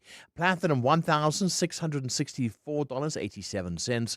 And gold is $4,175.12. I'll have more business news for you in an hour. 7:30 your time check. This Eyewitness News brought to you by Outsurance. SMS out to 45142 now, and you could save on your car insurance. If you don't, you can ask them for 500 Rand. Again, these stories are really, really concerning. Sfisa Zulu, I'll let you say it. Thanks, Bongani. Good morning. The DA in the Western Cape says its slain by-election candidate Snovuyo Jokwe recently complained about extortionists threatening her life. Jokwe was shot on Saturday while returning home for an IEC voter registration station. The DA is offering a 50,000 Rand reward for any information that could lead to the arrest of her killers. While the motive for the murder is unknown, DA Western Cape leader Tertius Simmers says Jokwe spoke to the party about the extortion attempts. Simo did indicate to the DA leadership in the province and the region that extortionists, were seeking to extort, I think, an amount of 10,000 Rand from her, or 1,500 Rand a month, which she refused to pay. So there might be some form or connection to the extortion network in areas such as the Nin and other areas in the city of Cape Town. While the voter registration weekend was aimed at getting eligible South Africans onto the voters' roll, the IEC also used the opportunity to debunk false information. Last month, the electoral body announced plans to draft a code of conduct on misinformation. Goskona Malingamnisi reports. EWN spent time in Soweto on Sunday, where residents visited voting stations to register for November's municipal elections. There, we found that one of the IEC's most persistently debunked claims remains widespread, and that's a belief that people who do not vote automatically hand their vote to the largest party. The IEC has repeatedly dismissed this as untrue, saying abstaining from voting simply means a person has chosen not to take part in determining the democratic outcome. The Commission continues to urge all eligible voters to participate in the democratic process and make their voices heard when South Africans head to the polls on the 4th of November. Or see Kona Malingamnisi, Eyewitness News. And taking a quick look at news making international headlines, Russia's aviation authorities had to briefly close Moscow's 4 airports after drones were intercepted. Moscow Mayor Sergei Sobyanin says 59 drones heading towards the city today had been destroyed. Kyiv has sent drones into Russia in retaliation for Moscow bombing its cities, although Sobyanin did not specify that the drones were from Ukraine. And 2 men will go on trial today accused of perpetrating a 2024 cyber attack on London's public transport operator. They leaked millions of customers' personal information in one of Britain's biggest data breaches. 20-year-old Tala Jubair and 18-year-old Owen Flowers pleaded not guilty in November after their arrests in September. The pair were charged after an investigation by the National Crime Agency. The men have been charged with conspiring to commit unauthorized acts related to computers, causing or risking serious damage to human welfare or national security. A partly cloudy day in store for Gauteng. The temperatures are at lows of 8 and 9 degrees, peaking at highs between 16 and 18 degrees. And in the traffic, we've got delays on the N1 North between Beyers Naudé Drive and Winnie Mandela Drive. There's also queuing traffic along Malibongwe Drive between Kaya Sand and Sherendi. This is due to a major accident scene right near Northumberland Avenue and, of course, peak time delays. Then if you're traveling in Germiston, queuing traffic along the N3 North towards the Geldenhuys interchange. The top story this hour, the DA in the Western Cape says its Lane by-election candidate Snovuyo Jokwe recently complained about extortionists threatening her life. Outsurance can't improve your braai skills, but they could improve the car insurance premium you currently pay. Get a quote today, and if Outsurance can't save you money on your car insurance premium, ask for 500 Rand cash. Make that 1,500 Rand if you've been claim-free and with the same insurer for 3 years. Get a quote and get savings or cash. Either way, you win. SMS out to 45142. That's out to 45142. Outsurance. Licensed insurer and FSP. T's and C's online. Now, if you're planning to sell your vehicle, ensure you do it the easy, simple, and safe way with We Buy Cars. Don't waste your time with tire kickers. Trust South Africa's expert trusted service since 2001. To get the process started, get an estimated price for your car on webuycars.co.za. Then We Buy Cars will arrange a physical evaluation with you to inspect and test drive your car. And after that valuation, once you accept the final offer, they'll finalize the admin and pay you on the spot. Quick and easy.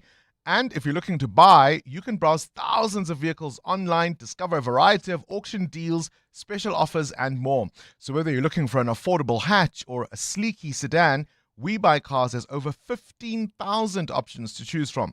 Visit webuycars.co.za today to get started. You know when your people are giving their best, not because they're pushed or pressured, but because they feel supported. And support is making sure they're covered. So if something happens, they can get the care they need. FlexiCare Health Insurance makes it simple for every business to protect their people with affordable health cover. You care, we cover. For a tailored FlexiCare quote, speak to your financial advisor today. FlexiCare is underwritten by ANG, a licensed non-life insurer and FSP, and administered by Discovery Health, a licensed FSP. Whether you're following every match or just the ones that matter most, stay connected to 702 Cape Talk and EWN.co.za to stay connected to the world's greatest game. Catch the Springboks live at Ellis Park Stadium this year. Lions fans, get ready. Secure your all-inclusive Lions membership package to watch the Springboks versus England and the All Blacks. Or from just 950 Rand, get your Lions-only package and unlock access to every Lions match at Ellis Park. All packages include the massive clash between the Lions and the All Blacks this August. Memberships are available now at Ticket Pro or through our stadium ticket office. Visit lionsrugby.co.za for package options. Own the season and get behind your team. It's your last chance to enter. Nedbank Business Ignite on 702 is closing entries soon. So this year we're celebrating entrepreneurs who've turned personal challenges into businesses that make a real difference. Catch 702 Breakfast every morning to meet some of the finalists and hear their inspiring stories. You can go to igniteyourbusiness.co.za or primemediaplus.com to enter. 200,000 Rand, the recognition your business deserves. Come on. See money differently. Nedbank is an authorized FSP and registered credit provider. 702. WhatsApp Bongani on 072 702 1702. Good morning, Bongani. I was listening to this gentleman that you're interviewing here about the 30th of June march You know, Bongani, like if this gentleman mentions that there have to be sit-downs and negotiations on the 30th of June, why did the government fail to come to the people on the ground to negotiate this thing of illegal immigration? Like even the word itself says itself, illegal. We don't mind people in this country, but this people must come legal in the country. Thank you very much, Bongani. The problem here is corruption, Bongani. Corruption at the border, corruption in the police, corruption at home affairs, corruption in the labor inspectors. All of those things, corruption, Bongani. Let's deal with corruption. And many things will fall into place. Good morning, Bongani. For the first time since this matter started of illegal foreigners, I start hearing you being so sober and so honest and confronting the issue head on. Well done, Fanagit. Hence, I also commend the good analysis from Professor Van Heerden from UJ to show that African countries in the SADC regions are supposed now to take responsibility, and something has to give.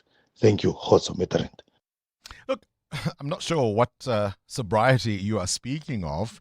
And it's not unique to South Africa. I mean, we're seeing this all across, say, Europe, for example, where many politicians are linking migration to anxieties that people in various countries are dealing with, whether that's high living costs or inflation or joblessness. And it's not a zero-sum game. It's not as if they win, we lose. If we win, sort of as if we win, they lose, and if we lose, somebody else wins. The thing that I think has stuck at me from what Dr. Van Heerden had to say is that you cannot de-link the migration issue from the core issues happening in a lot of these countries of origin. And if those situations do not change, the problem is going to persist. We are here, but will there be political and diplomatic will to confront the things that go on in our neighboring countries head on? 702.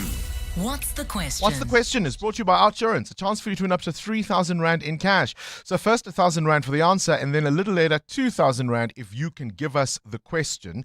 SMS out to 45142 now, and you could save on your car insurance. If you don't, you can ask Outsurance for 500 Rand. Let's go to Grace. Grace, you've got today's answer.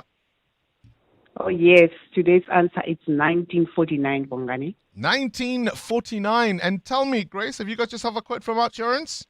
Oh, yes, I have. Your biscuit.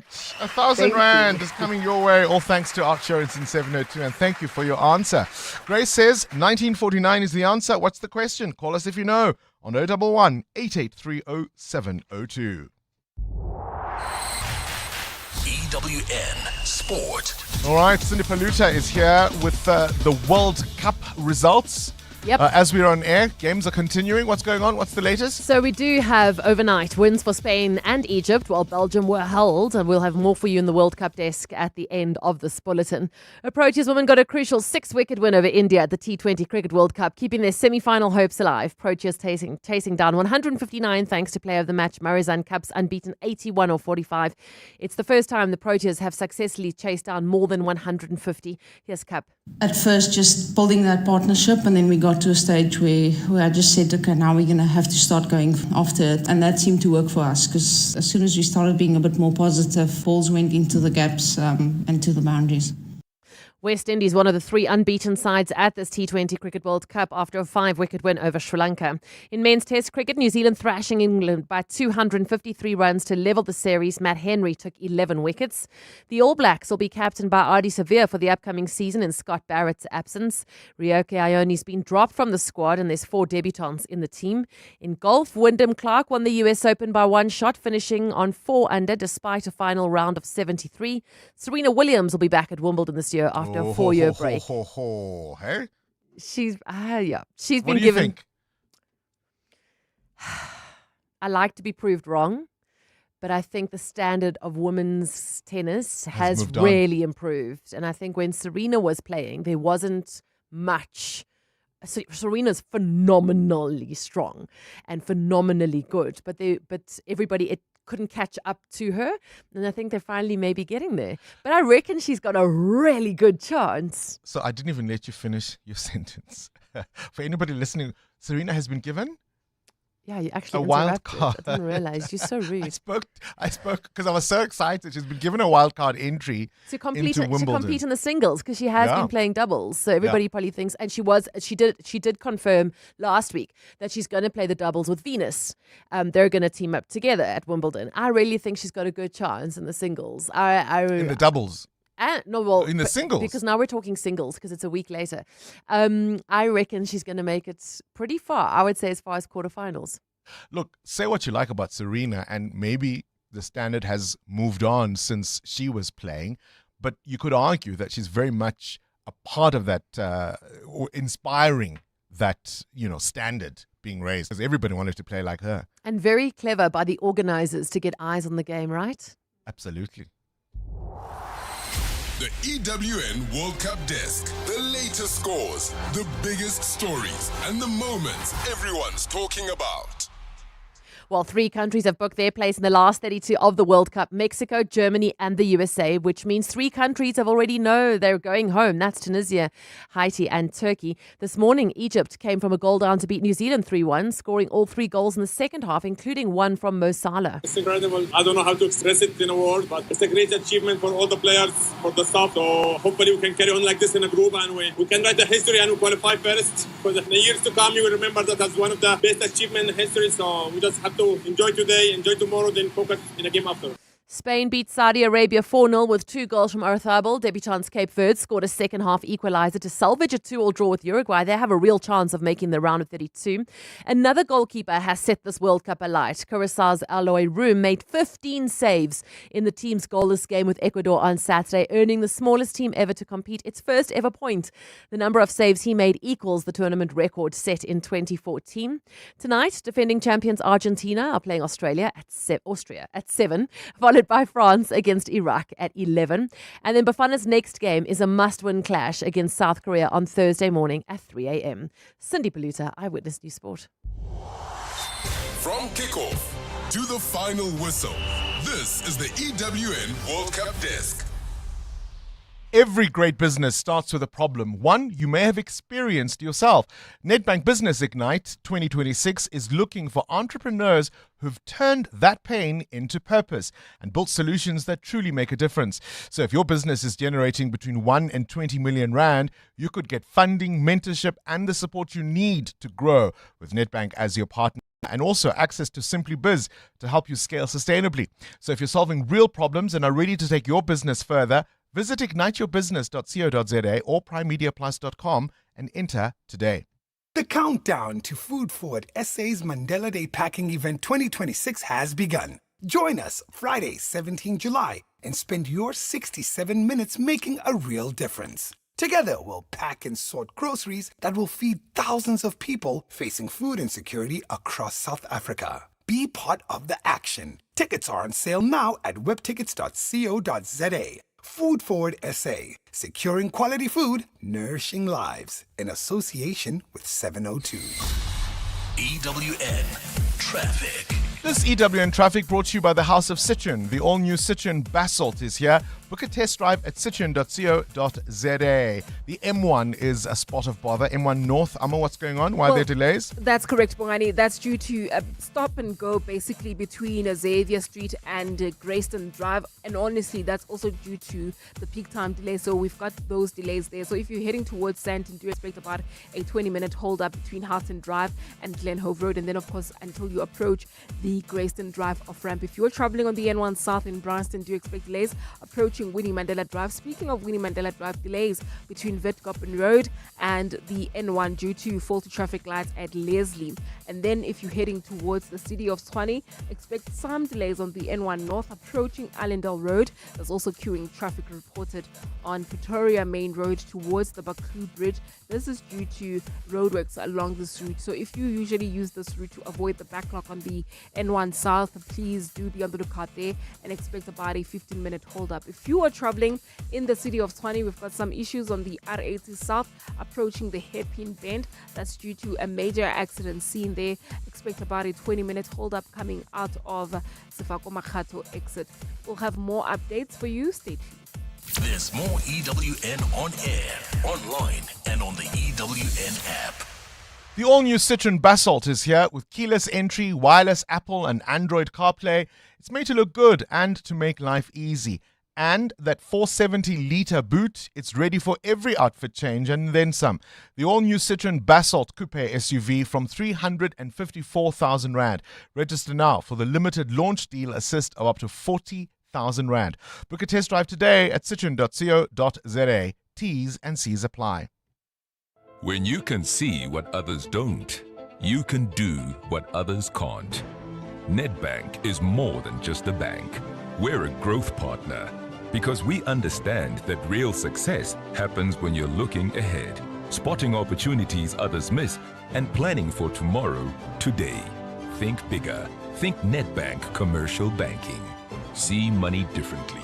Nedbank. We're licensed FSP and registered credit provider. T's and C's apply. Now, when the people of Joburg unite for the 702 Jozi My Jozi Walk the Talk, this is Sunday, the 26th of July, your safety will be our priority. So working closely with the South African Police Service, the JMPD, private security teams, emergency services, city wardens, and other key stakeholders, there is a complete and comprehensive safety plan in place every step of the way. There's the safe park and ride to start at Ellis Park thanks to the Gautrain and Prasa. So why don't you come along and walk the iconic inner city with us and enter on primemediaplus.com now. The 702 Jozi My Jozi Walk the Talk, hosted by the City of Joburg. Walk with the people, for our Jozi. More on primemediaplus.com. 702. What's the question? For 2,000 Rand in cash, all thanks to Outsurance, please tell me what's the question? If the answer is 1949, let's go to the lines. Isaac, what's the question? Morning, Brabonks. Today's question is, in which year was the legendary actress Meryl Streep born? Yeah, indeed. One of the most celebrated actors of our time. She was born Mary Louise Streep. Meryl, in fact, is a bit of a nickname. Can you believe? Isaac, congratulations. You've won 2,000 Rand in cash. All thanks to Outsurance and 702. Great stuff indeed. I want you to listen to this little clip from an interview she did on the Today Show talking about getting a pay raise for The Devil Wears Prada. And they called me up and they made an offer. And I said, no, I'm not going to do it. Why? I knew it was going to be a hit. And I wanted to see if I doubled my ask. Wow. And they went right away and said, sure. And I thought, I'm 56. It took me this long to understand that I could do that. That you can ask for what you want. Yes. They needed me, I felt. I was ready to retire. But, that was a lesson. Yeah, she asked for double what they'd initially offered and said, if not, she wouldn't do it. And they gave it to her. She's Meryl Streep. Isn't it amazing how even the very best among us, the most talented among us, can doubt ourselves, right? She was Meryl Streep. Of course she was going to get whatever she wanted. Now, Outsurance knows that when it comes to insurance, trust isn't built on clever advertising and promises. It's built on how fairly an insurer pays claims. The Ombudsman, an independent body that rules on complaints, confirmed in their 2025 annual report that Outsurance had the lowest overturned ratio of complaints received. So make today the day you switch to Outsurance, where you always get something out. Call 08600 60,000 or visit outsurance.co.za today. Outsurance is a licensed insurer and FSP. T's, C's, and information online. What I love about this year's 702 Jozi My Jozi Walk the Talk is that it's taking people back into the Joburg CBD. And for people to be able to see the work that Jozi My Jozi has been doing, how they've been fixing up the city, I'm so excited for people to see that. You should take part in this year's Walk the Talk because if you haven't been into the Joburg CBD in a long time because you're worried about safety, about crime, it's an incredible opportunity for you to go and see what's been happening in the Joburg CBD, what Jozi My Jozi has been doing. doing what the residents of Joburg have been doing. This year, I'm going to take part in the Walk the Talk because I can't wait to see the reaction of people when they go back to the Joburg CBD and to just feel that energy and feel the pulse of the city, and for people to return and for the city to be rejuvenated and for people to want to get involved in being part of that. To enter the 702 Josie My Josie Walk the Talk, go to primemediaplus.com. I'll see you on the streets. At the foot of the Table Mountain, life moves a little differently. Just minutes from the Cape Town city centre, the Vineyard Hotel feels a world away, surrounded by gardens, trees, and a slower rhythm of life. So whether you're escaping for a few days or extending a business trip, it's a place to step out of the rush and slow down. So this winter, take a breather at the Vineyard. Stay 2 nights and enjoy their winter offer. Find out more at vineyard.co.za. That's Tabo before he got naked. When Tabo's car broke down, he did what every manly man does best. Hit things, fiddle, and hope it works. So Tabo got naked. He got comprehensive car insurance in seconds and can now call roadside assistance anytime on the Naked app. Tools down, Tabo. Cover your car and home now at naked.insure and see how easy insurance can be when you get naked. Naked Financial Technology is an authorized FSP. Get naked. 702 702. What's gone viral? with Kabazela. Time now for the world of viral content. Kabazela. Good morning to you, bad. The phone charge. Oi, oi, oi. I'll let you tell it. So, I mean, I thought this was kind of what everybody does is you go about your day and then you look at your phone at night before you get into bed and it's maybe on 20%, 10%, whatever the battery says. You plug it in overnight, you get up in the morning and it's 100% and off you go about your day. But apparently not. There's lots of people who are not bothered. They will get home, their phone's at 19%, 10%, whatever it may be. They'll continue to explore and do whatever they do on their phone before bed. And then just put the phone down next to them and leave it. And then we'll charge it in the morning or charge it on the way to work or charge it whilst at the office. And I don't know about you, but I get home and I look at the phone and before bed, I have to have my phone on charge and wake up with 100%. Otherwise, I feel a little bit anxious that the phone's going to run out throughout the day. So let's put it out there. I mean, obviously, we're talking about this because there's a video of a guy talking about realizing that people are happy to go to bed with their phone almost depleted and then only charge it much later when they wake up, etc., etc. And the comments here, there's thousands of comments about people and how they feel about charging their phones, which has shocked me, really. So what are you? Are you the person who has to have their phone charged at 100% when they wake up in the morning? Or are you like, it's fine, I'll leave it as it is at night and then charge it in the morning or whilst I'm getting ready? What's your preference? Yeah, I don't have a human alarm, so I have to rely on my phone. Yeah. I think so. The one thing I do before going to bed is checking where my phone is. And if it's anywhere under 50%, straight into the charger it goes. Yes. I always check my alarm and I check where my battery is before going to bed. So that's my routine. What's yours? Kabazela wants to know. Yeah, and I was really shocked at your next video, playground injuries and how sometimes they occur, Kabazela. Yeah, this is a one for the parents out there. So if you go to places, restaurants, venues that have kiddies areas where they got jungle gyms, whatever it may be, do you get anxious? Do you go and watch the child play and stand by, or do you kind of let them go and be by themselves and hopefully, they come back to the table in one piece? So this incident happened, I think, at a playground at a complex apartment block. And this little girl is at the top of a slide on the jungle gym. And a bigger kid comes behind her and then pushes her. And she goes tumbling off head first and hits the floor. And then the other kid that pushed her just kind of, walks off and does what he does and goes about his day. The kid had serious injuries, nothing life-threatening, but, serious injuries. So not a nice thing to see.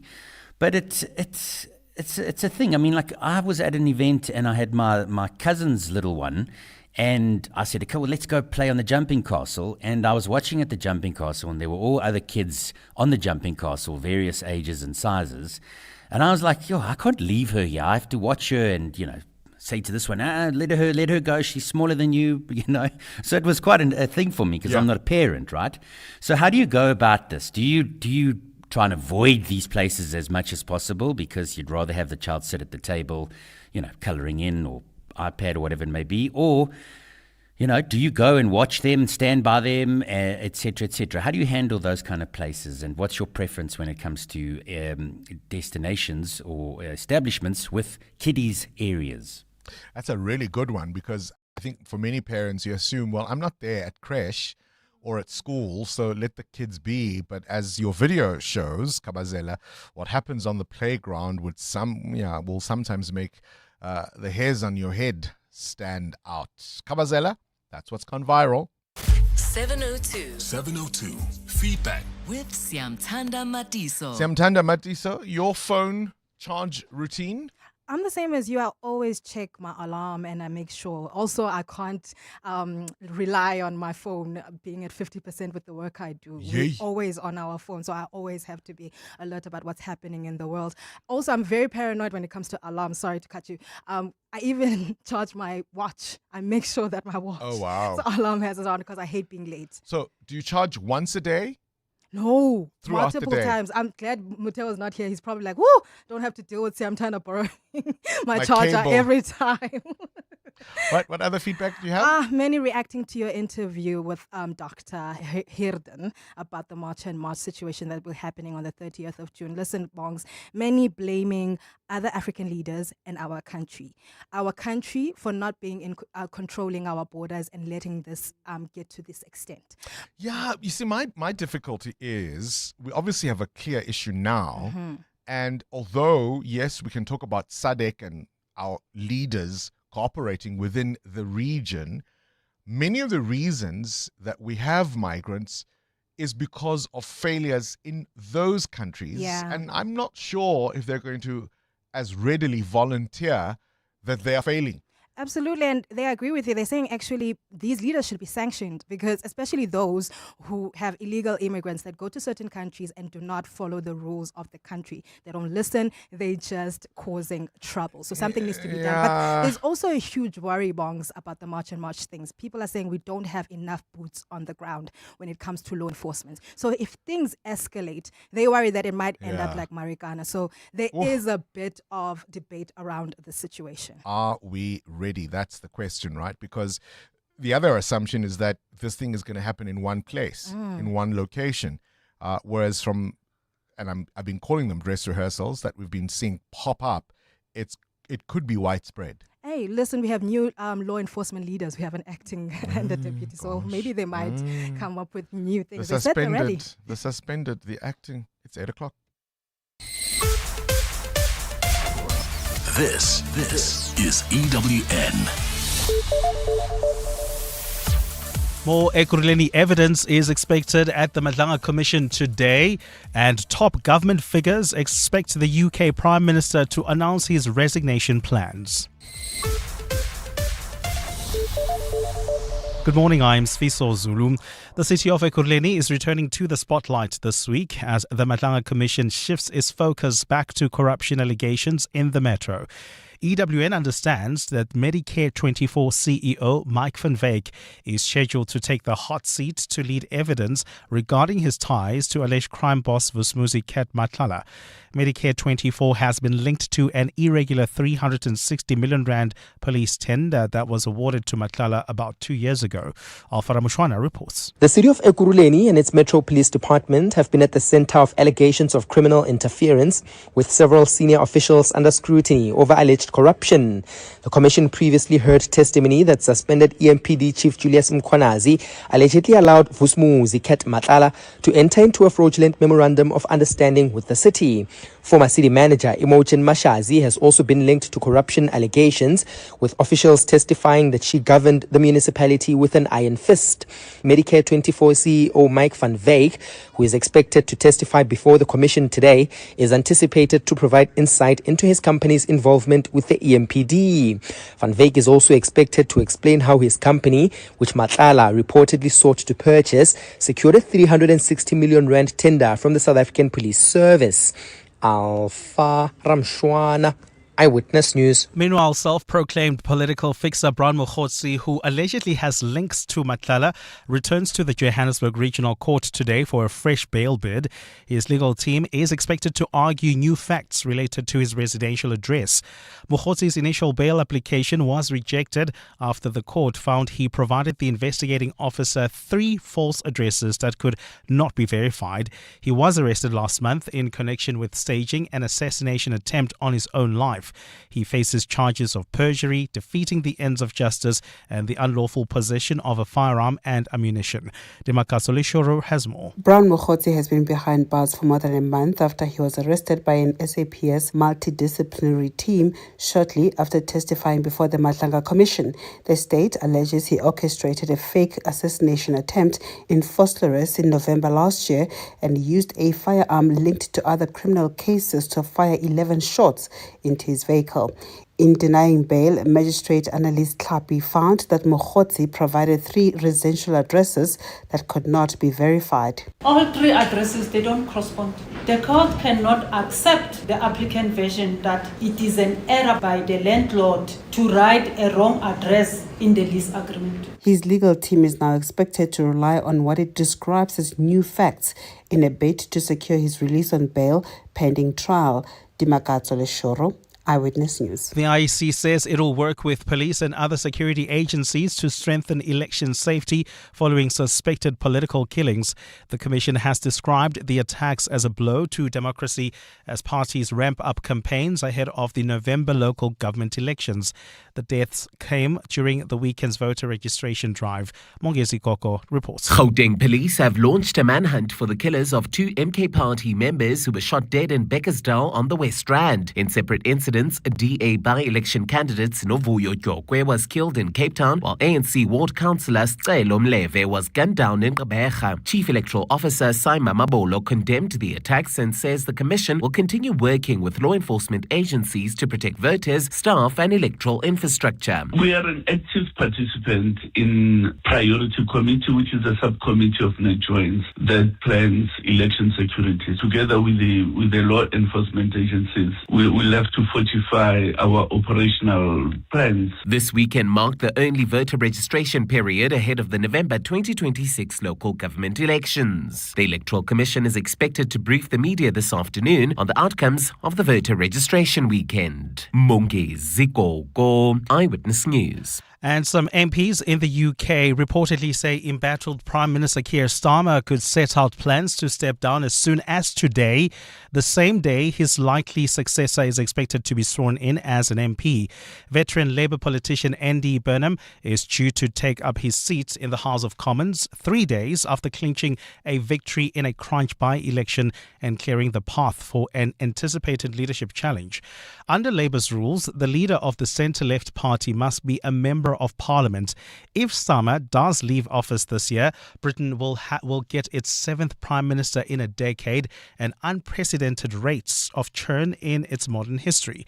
The 63-year-old former lawyer has insisted he would fight any attempt to oust him, but the emphatic nature of Burnham's victory in last week's vote appears to have prompted a weekend rethink. Gold is trading at $4,177.27 an ounce. The rand is at 16.44 to the dollar, 21.72 to the pound, 18.83 to the euro. Brent crude oil is at $79.32 a barrel. And in the traffic, we've got delays on the R80 south in the city of Tshwane. This is between the Rachel de Beer as well as the Hairpin Bend. That's due to an accident while traveling. On the N1 North, delays between John Forster Drive and the Flying Saucer interchange. And in your sport, first ever World Cup win for Egypt. Spain beat Saudi Arabia while Uruguay and Belgium were held in draws.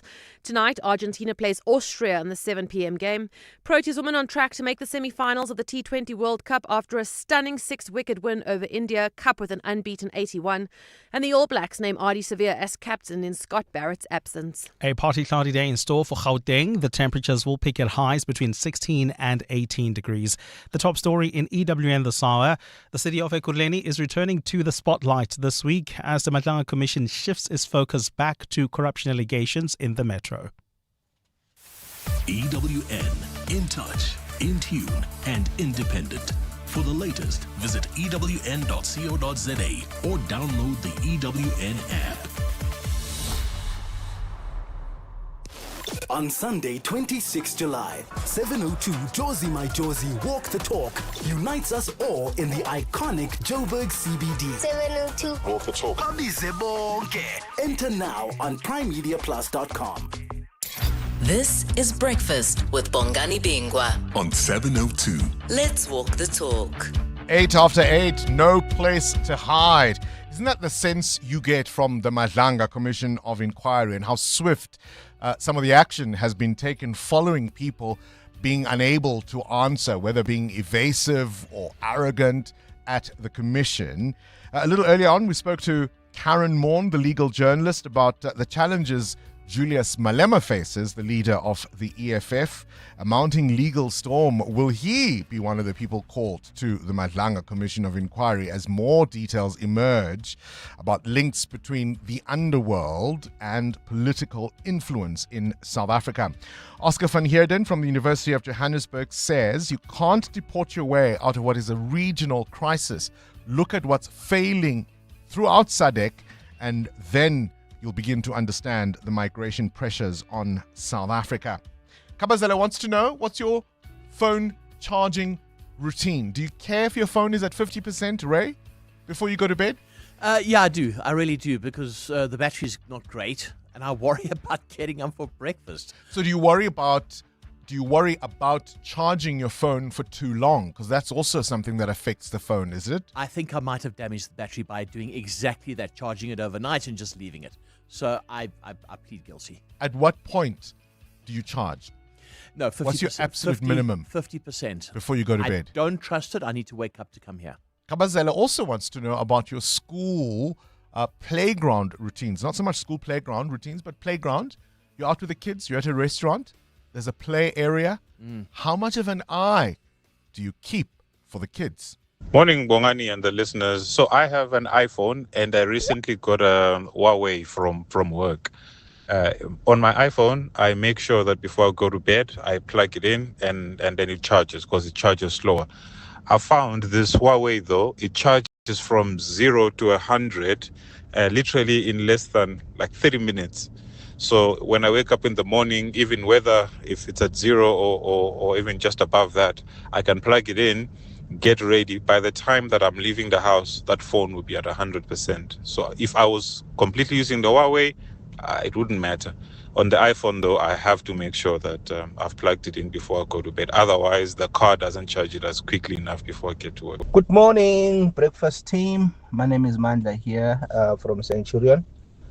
When it comes to phone charging, I charge my phone every second I get. My phone never goes below 60%. It's always above that. And before I go to bed, I would put it on the charger, gets to 100%. In the morning, I wake up, check my WhatsApps, check my Facebook. And after that, it loses about 5%. I charge it again. You know, if my phone was a kid, it would be the chubbiest kid ever. Charging the phone for the entire night is killing the battery. The phone doesn't have to be on 100% every day. At least above 80%. Yeah, because you're going to have to charge your battery every day on 100%. No, bruh. 80 to 90%. Thank you very much. My worry is if it dies. It's not so much that, I have to have it at 100%. And maybe the trick is to actually put the phone away a little before bed, right? Charge it, perhaps even in another room. And then when you go to bed, you make sure that as you go to sleep, it's on 100%. What's your phone charging routine? Amo, you've got younger kids. Ray and I think, are out of these woods, or at least I am. Ray's about to re-enter as an Opa. Congratulations, by the way. Huh? Yeah, So you're going to cool. be an Opa White. No. If we're in the Eastern Cape, they'd call you Omre. Omre. I'm not an oom or an opa, please. Do you supervise your kids at restaurant play areas or shopping center play areas? Yeah, I do. And if we are at a restaurant and we are eating out, I make sure that I sit at a place where I can see them play or walk about. It gives me comfort. And you've had an incident, haven't you? I've had an incident where a little boy pushed my daughter down, and she was still small at that time. I think she wasn't even 2 years when that happened. She fell off, one of those safety kind of like bubble things that they play on. Those jungle gyms. She fell, and then I try to save the day to see what's going on, and I see the brother also falling off. And then when I get there, the grandmother of the boy also got there around the same time. And so what was the boy pushing them? Yeah, the boy was pushing them. Yeah. And then as I was about to address the little boy to say, why are you pushing the baby? Why are you doing that? And then the grandmother told me, no, he's got a mental illness. I can't remember what it was. But she told me that's the one they thought should go play on his own? They were sitting over there as a family, big family, and he went off by himself and they didn't see him until the incident happened. But, of course, because of such incidents, you have to always be alert. And when my son was a lot younger, he would walk off all by himself towards other children, and you'd have to run off and get him. We had, there's a better word, a little harness for our little one. I used to call it a leash. That's not right. It was a leash. When she was younger, she'd wander off. You had to have a leash with her in the shopping malls. Absolutely. Ray, you remember this? No, I didn't have a leash. No, I didn't. I had a leash. Chloe, behave. EWN Traffic. 14 after 8, the CWN Traffic brought to you by Outsurance. SMS out to 45142 now, and you could save on your car insurance. If you don't, ask them for 500 Rand. Amo? Well, Bongani, we've got delays on the N1 South between the Brockfontein Interchange and Olifantsfontein Road. If you continue making your way towards the Sunning Hill area, do expect heavier traffic volumes approaching the Baku turnoff. That's due to an accident there. It happened right after Allendale Road, causing delays. And there's also queuing traffic along the N3 North between the Elands Interchange and the Kirulis Interchange. More updates coming up. Stay tuned. There's more EWN on air, online, and on the EWN app. Seeing the Outsurance postman on your route is like that feeling you get when the meeting you were stressing about gets cancelled. You just feel good, don't you? Well, the Outsurance postmen are traffic heroes. They ease congestion, helping everyone get to where they need to be quickly and safely, and they've done it for 20 years. Just another way you always get something out. In proud partnership with 702, Outsurance is a licensed insurer and FSP. Hi there, I am Amahle, a stem cell donor. What started out as curiosity turned into an opportunity for me to save a life. Naturally, I was taken aback when I was found to be a match for a patient in need. In South Africa, over 4,000 people die of blood cancer each year. I donated stem cells and I was able to give someone else a second chance at life. Register to become a stem cell donor at kmsafrica.org so you too can be a lifesaver. Breaking news. Motorists are bracing themselves for even more fuel price hikes in June. Or prepare differently. BYD hybrid vehicles use up to 70% less fuel than normal cars. And BYD fully electric vehicles, no fuel at all. Test drive the brand new BYD Atto 2 DMI plug-in hybrid this June and kiss rising fuel prices goodbye forever. Visit byd.coza or your nearest dealership. BYD, build your dreams. My name is Richard Sutton, and I'm the host of the podcast Shift Happens. This podcast is about you, about transformation, elevation, and becoming the best version of yourself. Each episode shares powerful, hard-won lessons from prominent South Africans who have faced doubt, change, and early failure, and emerged transformed. Don't miss Shift Happens, the tools, insight, and skills to help you navigate the real realities of life. Now streaming on PrimeMediaPlus.com, the Prime Media Plus app, Spotify, and Apple Podcasts. Every small business that dares to disrupt the industry deserves a shot at leveling up. Thanks to Nedbank Business Ignite on 702.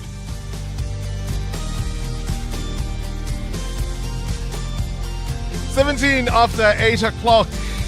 One of the most exciting periods of the show, the Nedbank Business Ignite with 702. So we're recognizing and rewarding small businesses solving real problems because they've lived them.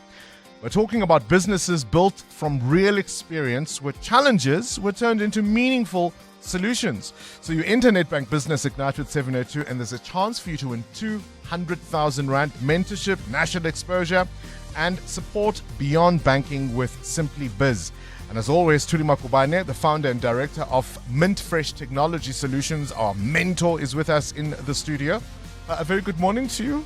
Good morning, Bongani. Looking very warm this morning. I am very warm. I've got my fur. I see. Yeah. Let's talk about today's finalist, Ruka. Bongani Mtimkulu, of course, is the proprietor. Tell me more about this business. So what was interesting for me is the fact that they identified a problem with small businesses. A lot of small businesses use WhatsApp as a communication tool with their customers. And so using that platform, they decided, let's professionalize what they're already using. So build different platforms on top of WhatsApp. So they've got Smart Chat, which businesses can use to communicate with their customers. They can make bookings via those and accept payments. And then there's Smart Health, which is for doctors. You can communicate with your doctor. They can send the script via the platform or even send you a doctor's note via the platform. And then they have got a third one, which is Smart Booking, which is mainly just a booking platform. So it's using what people are already familiar with, but making them seem a little bit more professionals. Right. Yeah. Well, Bongani is here. Bongani Mtimkulu, congratulations on being a finalist. Knock, knock, Silicon Valley, hey? Yes. Good morning, Bongani and the 702 listeners. Tell me, what problem were you trying to solve in starting this up? So basically, we realized that in our country, most businesses are on WhatsApp. People or customers don't download apps anymore, go to your website to interact with your business. Yeah. They prefer messaging platforms as they are instant and they know they're talking to a human being. Right. But the main problem is most small business owners are not always available to answer those messages. As a person, you have to sleep. It's a weekend, long weekend, or you solely focusing on running your business and have no time to actually answer the messages. And for a small business, a missed message could be a missed sale. Right. So okay. that's so hang on. So does the ecosystem still run on WhatsApp? Correct. Right. So Okay. you still keep your WhatsApp. Echo just runs quietly in the background. In the background, correct. So it's an AI tool of sorts. It's an AI language model too, multilingual large language model too. How do you make sure that the AI, I mean, because as you say, the comfort of WhatsApp is knowing that there's a human being on the other side. So how do you make sure that the AI has, quote unquote, the human touch? So we measure sentiments. We have softwares that actually measure the conversations that our AI or Echo that it has with the customers. And what we do is we also give you a platform where we would give you word maps that will actually measure the sentiment of how people are interacting with your AI. And I mean, there's examples where we've seen there's an automotive industry that we're working with. And the AI was so human that people started asking for jobs from it to say, can I submit my CV to you guys of positions? And the way it was interacting with them, it made them feel comfortable that they can go and actually ask that. Because if you remember in the olden days, there was USSD, the star 120 star. It's still around now. Right. It was super convenient because every phone had that. Right? So you don't need to tell people download my app or go to my site. You just say dial star 12 whatever to interact with my business or with my services. So that's where the idea also came from. Can we put this on WhatsApp since WhatsApp is a big thing in Africa? I mean, Africa is one of the continents that still has WhatsApp bundles, so people can just interact with you directly there. And tell me, how does it deal with nuisance queries? Because as you say, if the AI is that good, you know, people use AI for all sorts of conversations. We've seen those examples. Ooh, what stories can you tell? well, the stories were quite bad, but we put guardrails whenever we're spinning these services up. At the end of the day, it's still software that we write. It's still AI models that we spin up. We put proper guardrails in using prompts and also telling it this is what you can access because we also have a tooling module in there. This is what you can access. This is how you control data housing. This is how you deal with people's information. Obviously, people will try their best to get most out of it, but yeah, we've been safe so far. All right, Tuli, this is a game changer. Most definitely. And what's exciting is there's a lot of tech businesses out there. Hence, also, I'm in tech now, a new thing. And there are many opportunities for young entrepreneurs to actually solution. And technology has made it so much easier and a little bit cheaper, I guess, removing barriers to get into industry. So I'm really excited. I think during this week, we'll be showcasing quite a number of tech-related companies. Knock, knock, Silicon Valley. Appreciate your time, Bongani. Congratulations on being a finalist of Nedbank Business Ignite. Truly look forward to more finalists throughout the week. You can go, of course, to igniteyourbusiness.co.za or primemediaplus.com.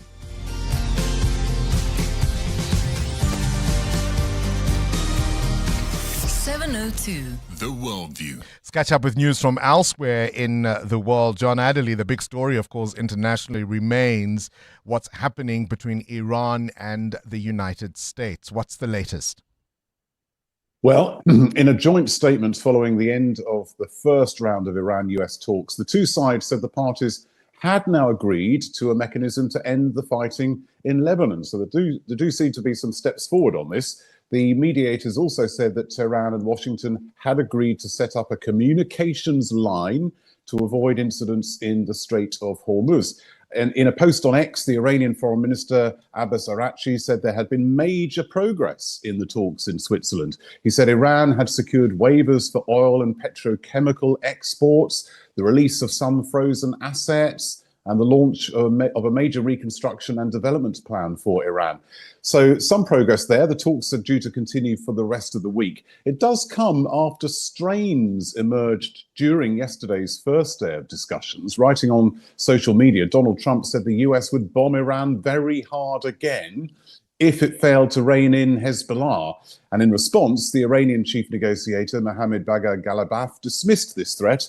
And he said that Iran's armed forces are prepared for confrontation. Tehran is reportedly refusing to discuss the future of its nuclear program until Israel halts its attacks on Lebanon.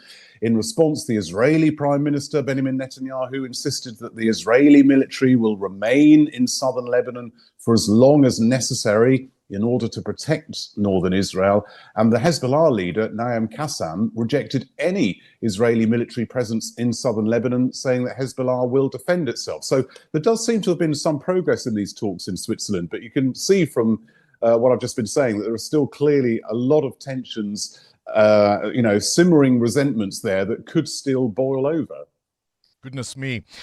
Let's talk now. Pressure mounting on the British Prime Minister. News suggesting he could be out by the end of the day. He absolutely could be. Yeah, the expectations have been growing over the weekend that Sir Keir Starmer could, in the next few hours, set out a timetable for leaving Number 10.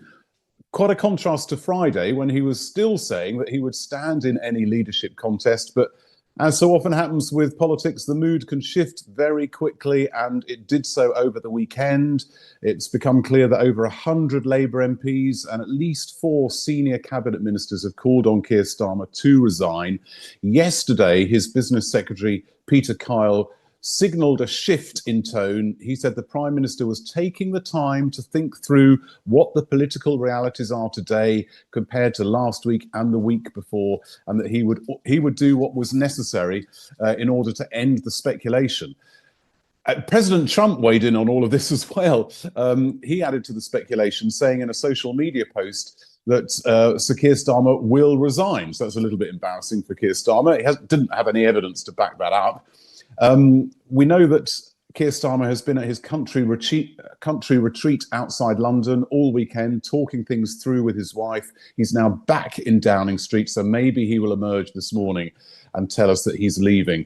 This is, of course, all because of Andy Burnham. He's widely tipped to be the new Prime Minister. The former Mayor of Greater Manchester resoundingly won a by-election in Makerfield last week. So he comes back to Westminster to be sworn in as an MP this afternoon. So it may be that Keir Starmer wants to seize the narrative and make an announcement about a timetable for leaving before Andy Burnham reaches London at lunchtime. And if he does go, the next question will be, what happens next? Will there be a long, drawn-out leadership contest? that some say would be damaging to the Labour Party? Or could there be a deal done so that we actually see a coronation, no one else standing, Andy Burnham becomes the Prime Minister without a contest? Well, the coming hours and days at Westminster are going to be quite eventful, and we could end up with yet another Prime Minister. There have been quite a few over the last 10 years. Yes, indeed. The question also will be whether Burnham, of course, is a City or a United supporter. John Adderley with this morning's Worldview. EWN Business. Wrap up the business news of the morning. Ray White in for Mutheo Khwaripe. A new international airline beginning to fly out of Joburg this week. Yeah, it's quite interesting, actually. They have been around for a bit, but it's a new route for us. Madrid-based carrier Air Europa is set for its first flight from Madrid to Johannesburg. This is later on this week. The carrier will conduct thrice-weekly flights between the two cities. The airline will use a combination of Boeing aircraft with business and economy classes, of course. The inaugural flight will depart from Madrid on Wednesday evening and arrive at Tambo International Airport on Thursday morning. So there we go. If you want to do Spain and here, there's a whole new option just for you. Pressure on the dollar and the pound. Two events the world is watching keenly. That's right. John was just talking about that now. The dollar is steady after the first round of US-Iran talks ended. A joint statement from mediating nations Qatar and Pakistan said the US and Iran agreed to a roadmap towards a final deal within 60 days, providing hope for an eventual resolution of the conflict, which has cast a shadow of doubt over global rates. At the weekend, the Strait of Hormuz was closed once again, with fears of the conflict escalating. And then there's the other big event, also John speaking about it now, Sir Keir Starmer. Will he stay or will he go? Well, many reports now saying he could set out today a timetable for his departure and usher in an orderly transfer of power to rival Andy Burnham, paving the way for Britain's seventh leader in a decade. What happens to the pound? We'll have to have a look. Extraordinary. 7 leaders in 10 years. Right, the Asian markets have been up and running. Good start of the week. Yeah, very good start of the week. They're liking what's happened in Switzerland, so Asian share markets have swung higher as those Iranian negotiators said progress had been made in those peace talks with the United States. Back home, let's see what happens with the JSE today. It wasn't a good Friday, losing 2%, but if you can follow the latest trends, and I must admit it's pretty much there, every time there is sort of success in the peace talks, those gold shares go up and gold miners do very well, so that could be the trend once again today. The rand has been stable, 16.42 against the dollar, 21.70, that's against the pound. The euro, 18.81. Platinum, $1,678.18. Gold is $4,193.81, also gaining in the past 2 hours. And Brent crude oil is now $79.12. More business news with Stephen Curtis this afternoon. The time check exactly 8:30. Let's go straight to the news desk. Swiso Zulu, what do you have at this hour? Thanks, Bongani. Good morning. Well, as bitterly cold conditions grip Johannesburg, emergency services are urging residents to use heating devices with extreme caution. The South African Weather Service has warned of cold, wet and icy conditions across the country in the coming days. Several parts of the metro have already recorded frost, thunderstorms and sub-zero temperatures. Joburg EMS spokesperson Robert Mlauzi says residents should never leave heating devices unattended. Residents are still urged to continue to exercise caution while using any heating devices, not to leave them unattended while in use, so that we can be able to prevent fire incidents which might occur during these extremely cold temperatures. The DA in the Western Cape says its Lane by-election candidate Novuyo Jokwe recently complained about extortionists threatening her life. Jokwe was shot on Saturday while returning home from an IEC voter registration station. The DA is now offering a 50,000 Rand reward for any information that could lead to the arrest of her killers. While the motive for the murder is unknown, DA Western Cape leader Tertius Simmers says Jokwe recently spoke about extortion attempts. Sino did indicate to the DA leadership in the province and the region that extortionists, were seeking to extort, I think, an amount of 10,000 Rand from her, or 1,500 Rand a month, which she refused to pay. So there might be some form or connection to the extortion network in areas such as the Nin and other areas in the city of Cape Town. And while the voter registration weekend was aimed at getting eligible South Africans onto the voters' roll, the IEC also used the opportunity to debunk false information. Last month, the electoral body announced plans for a draft code of conduct on misinformation. Nkoskona Malingamnisi takes a look. EWN spent time in Soweto on Sunday, where residents visited voting stations to register for November's municipal elections. There, we found that one of the IEC's most persistently debunked claims remains widespread, and that's a belief that people who do not vote automatically hand their vote to the largest party. The IEC has repeatedly dismissed this as untrue, saying abstaining from voting simply means a person has chosen not to take part in determining the democratic outcome. The Commission continues to urge all eligible voters to participate in the democratic process and make their voices heard when South Africans head to the polls on the 4th of November. Or see Kona Malingamnisi, Eyewitness News. And at least 3 people have been killed and 5 others wounded in a school shooting in the Philippines. Police are yet to establish the motive for today's shooting at St. Joe's National High School in Tagloban City. 2 students have reportedly been arrested. While school shootings are rare in the Philippines, targeted gun violence is a fixture on provincial politics. A partly cloudy day in score for Gauteng today. The temperatures will peak at highs between 16 and 18 degrees. And in the traffic, we've got delays on the N3 North between the Yelands interchange and the Kilulis interchange, while traveling on the Makwan North, delays from Corlett Drive towards Greyston Drive. That's due to peak time delays there. The top story this hour, Joburg residents are being urged to use heating devices with extreme caution. Are your nails discolored, brittle, crumbly, or appear ragged? Are they thickened or starting to lift off the nail bed? You may have a fungal nail infection, which can lead to discomfort, limit your activities, and have a negative impact on your social life because of the embarrassment. New Turbane Nail treats fungal nail infections by directly killing the fungus. It requires no filing before application and dries in about 30 seconds once applied. Ask your pharmacist about New Turbane Nail and say goodbye to fungal nail infections. Joburg, it's time to show up for our city. Sunday, 26 July. Join thousands of Joburgers for the 702 Josie My Josie Walk the Talk, proudly partnered by Standard Bank. So walk through the heart of Johannesburg, celebrating its rich history, experience the exciting growth taking place in the CBD. Now, as a committed partner invested in the future of our city, Standard Bank invites you to be a part of the movement, helping to build a stronger, safer, and more vibrant Josie for generations to come. Register today and take part in the walk that brings Joburg together. The 702 Josie My Josie Walk the Talk, proudly partnered by Standard Bank. That's Sia before he got naked. Sia had a bumper bash and had to reattach his fender using duct tape and a prayer. So Sia got naked. He got comprehensive car insurance in seconds and can now submit claims instantly on the Naked app. No more arts and crafts for you, Sia.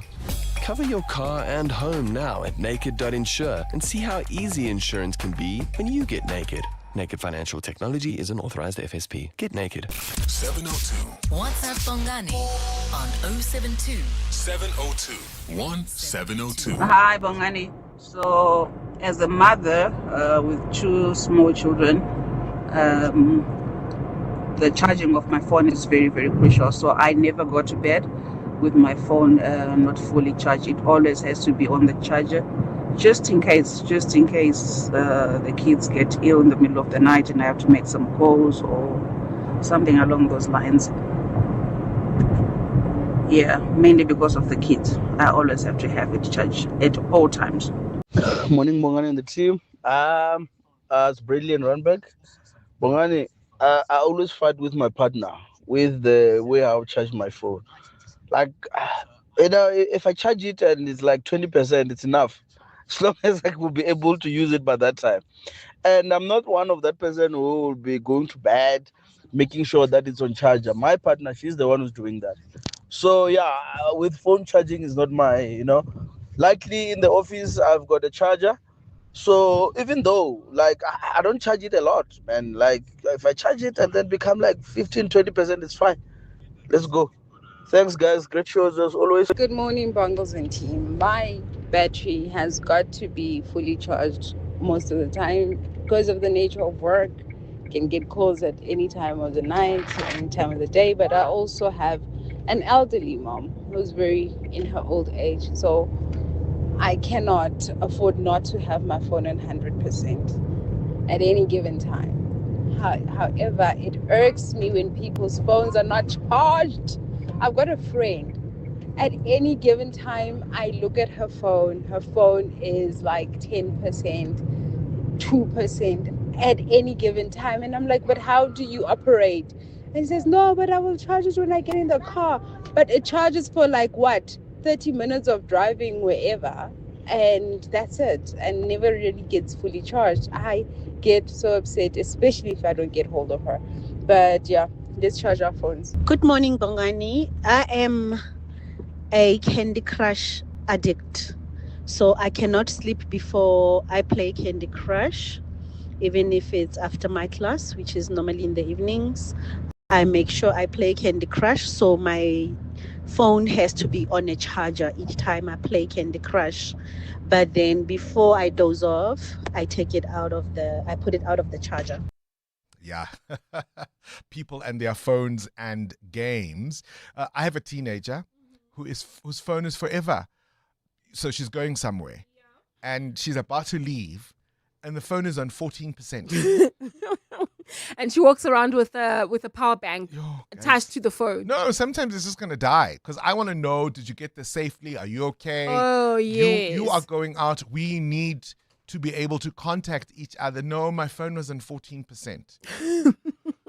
Drives me dilly. Morning, Bongani and team, and Cindy. Regarding Serena Williams at Wimbledon, I was and am a Serena fanatic. I'm not so sure about this decision to play singles. We'll see. I think I still, however, agree with Cindy. I think she can at least get through 2 or 3 rounds.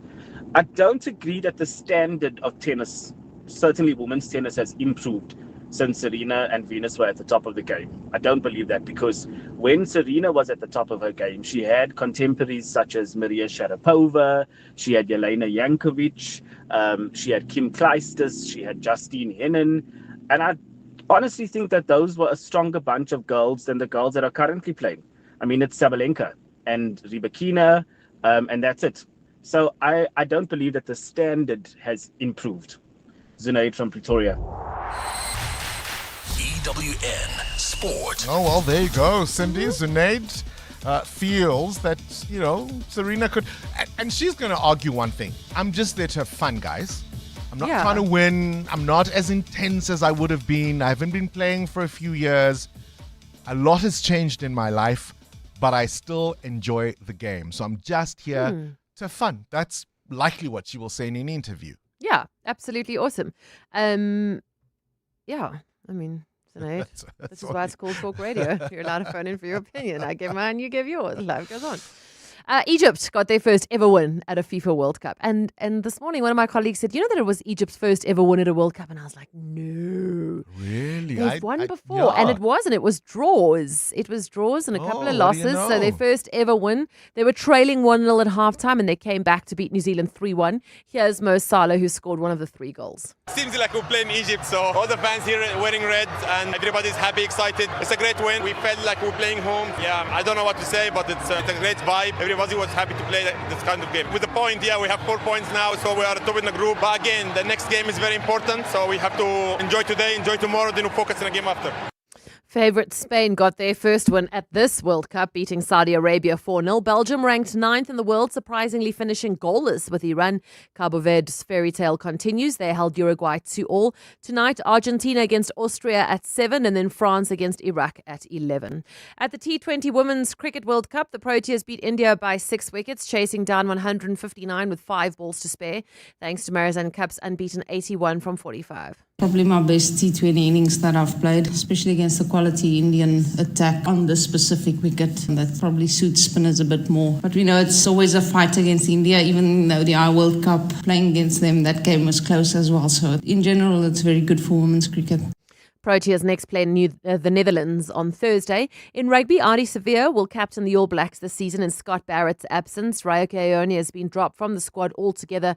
The All Blacks face France next week. Springboks opened the season with a 49-point win over the Barbarians. The Boks' next game is against Scotland at Loftus on July 11th. Serena Williams has accepted a wildcard entry to Wimbledon in the singles. Last week she confirmed she'll play doubles with her sister Venus. While in golf, Wyndham Clark won the US Open despite a final round of 73. He still finished on 4 under, one ahead of Sam Burns. Man, I mean, the first one was amazing, and this one seems even better. I think especially after such a sour taste last year in this championship, to have some redemption and win this again is, I mean, gosh, it's almost surreal. And in MotoGP, Marc Marquez won the Czech Grand Prix ahead of Ogura and Bagnaia. Brad Binder finished 12th. Cindy Paluta, Eyewitness News Sport. John, where are you rushing to? Sure, I'm off to SARS. I need to check if I must file. Wait! SARS sends auto-assessment notices from 1 to 12 July. Done. Just like that. Yes. If you get a notice of assessment, check it. If it's correct, you're done. If it's incorrect or you did not receive one, file from 13 July on e-filing or the SARS Mobi app. I could already be done. This filing season, experience the power of done. Expect your auto-assessment notice from 1 to 12 July or file from 13 July via e-filing or the SARS Mobi app. Go to sars.gov.za. SARS, at your service. Here's the thing about insurance, you only find out how good it is when it's time to claim. Now, with Outsurance, you've got that peace of mind. The Ombudsman, an independent body that rules on complaints, confirmed in their 2025 annual report, Outsurance had the lowest overturned ratio of complaints. So isn't it time you switch to the insurer where you always get something out? Call 08600 60,000 or visit outsurance.co.za today. Outsurance is a licensed insurer and FSP. T's, C's, and information online. Get over 150 million rand in weekly extra savings with the Checkers XXL Savings Championship. Like Jacob's Chronomore Gold Instant Coffee, 200 or 230 grams, any two for 299 rand. Escort Diced Back Round Cut or Shoulder Bacon, 200 grams, any three for 99 rand. And Omo Auto Liquid Detergent, 2 litres, or capsules 20 per pack. Buy 2 and get a third free.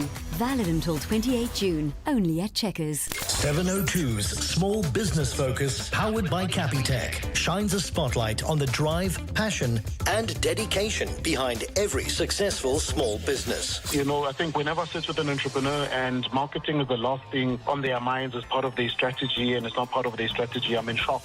Because the reality of it is we open up websites, we set up shops, and we hope that people will come, and people won't just walk in. You know, you need to be able to announce to those people that you are available and you are there to do business. So then marketing then becomes an essential element in your business where it creates awareness of the business before you actually lead up to the sales. And they're intertwined because you must first market to the people in order for you to actually get the sales out there. And people can't buy what they don't know. Every Thursday between 6 and 8 p.m. Catch the Small Business Focus on 702 and bank on better business banking with Capitec. Capitec is an authorized FSP 46669. EWN Traffic. It's 8:45. Let's wrap up the morning's traffic. Amo? Well, Bongani, we've got delays on the N3 North. This is between the Elands interchange and the Kilulis interchange. An accident happened there, causing these delays. There's also queuing traffic in Boksburg along the N17 West between the R21 and Osborne Road. Roadworks are causing these delays. And then if you are heading towards the city of Tshwane via the N1 North, we expect heavy traffic volumes between the Flying Saucer interchange and Linwood Road due to an accident. I'll have more updates at the top of the hour. Stay tuned. There's more EWN on air, online, and on the EWN app. Let's count backward. 5. Insurance. 4. Pineapple. 3. Insurance. 2. Pineapple. 1. You're under. Pineapple FSP 48650 is underwritten by Omart Insure Limited, a licensed non-life insurer and authorized FSP. Have you ever heard the earth breathe? In Zambia, the mighty Musi Watunya, the smoke that thunders, rises in spectacular display at Victoria Falls. Stand in awe, feel the mist, witness one of the world's greatest natural wonders. But Zambia is more than a destination. It's untamed wildlife and people whose smiles feel like home. Zambia, let's explore. Plan your journey at www.zambia.travel. Coming up On the Clement Manyatela Show. on 702. Coming up, of course, between 9 and 12 is the Clement Manyatela Show, and the man of the hour is with us in the studio. Clement, what's your charging routine? Are you one of those who has to have the phone in the charger when you fall asleep at night? Yes. Or it could be 50%, you don't mind? No, it could be 99.9%, but when I get to bed, I need to put it on a charger. You know you're throughout the damaging night. your phone when you Yeah, I know. for the whole night. But the thing is, I work on my phone. So, like, this is my laptop. Everything is here. So when I'm at work, when I'm doing the show, my notes, I write everything on my phone. So I use it a lot. So if I don't charge it throughout the night and when I wake up, it's not on 100%, I know what the consequences are throughout the day. Sometimes I forget my charger at home and I don't have it here.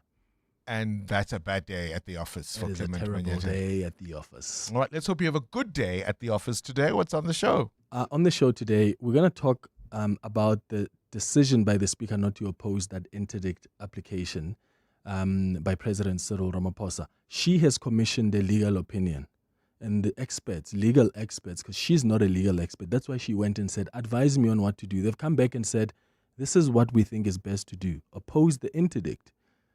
And she has still decided not to oppose the interdict. She caught between a rock and a hard place because as an ANC official politician, she had to deal with the president's urgent interdict on halting the process, right? And they've said they're going to continue because that's what the Constitutional Court said they must do unless and until.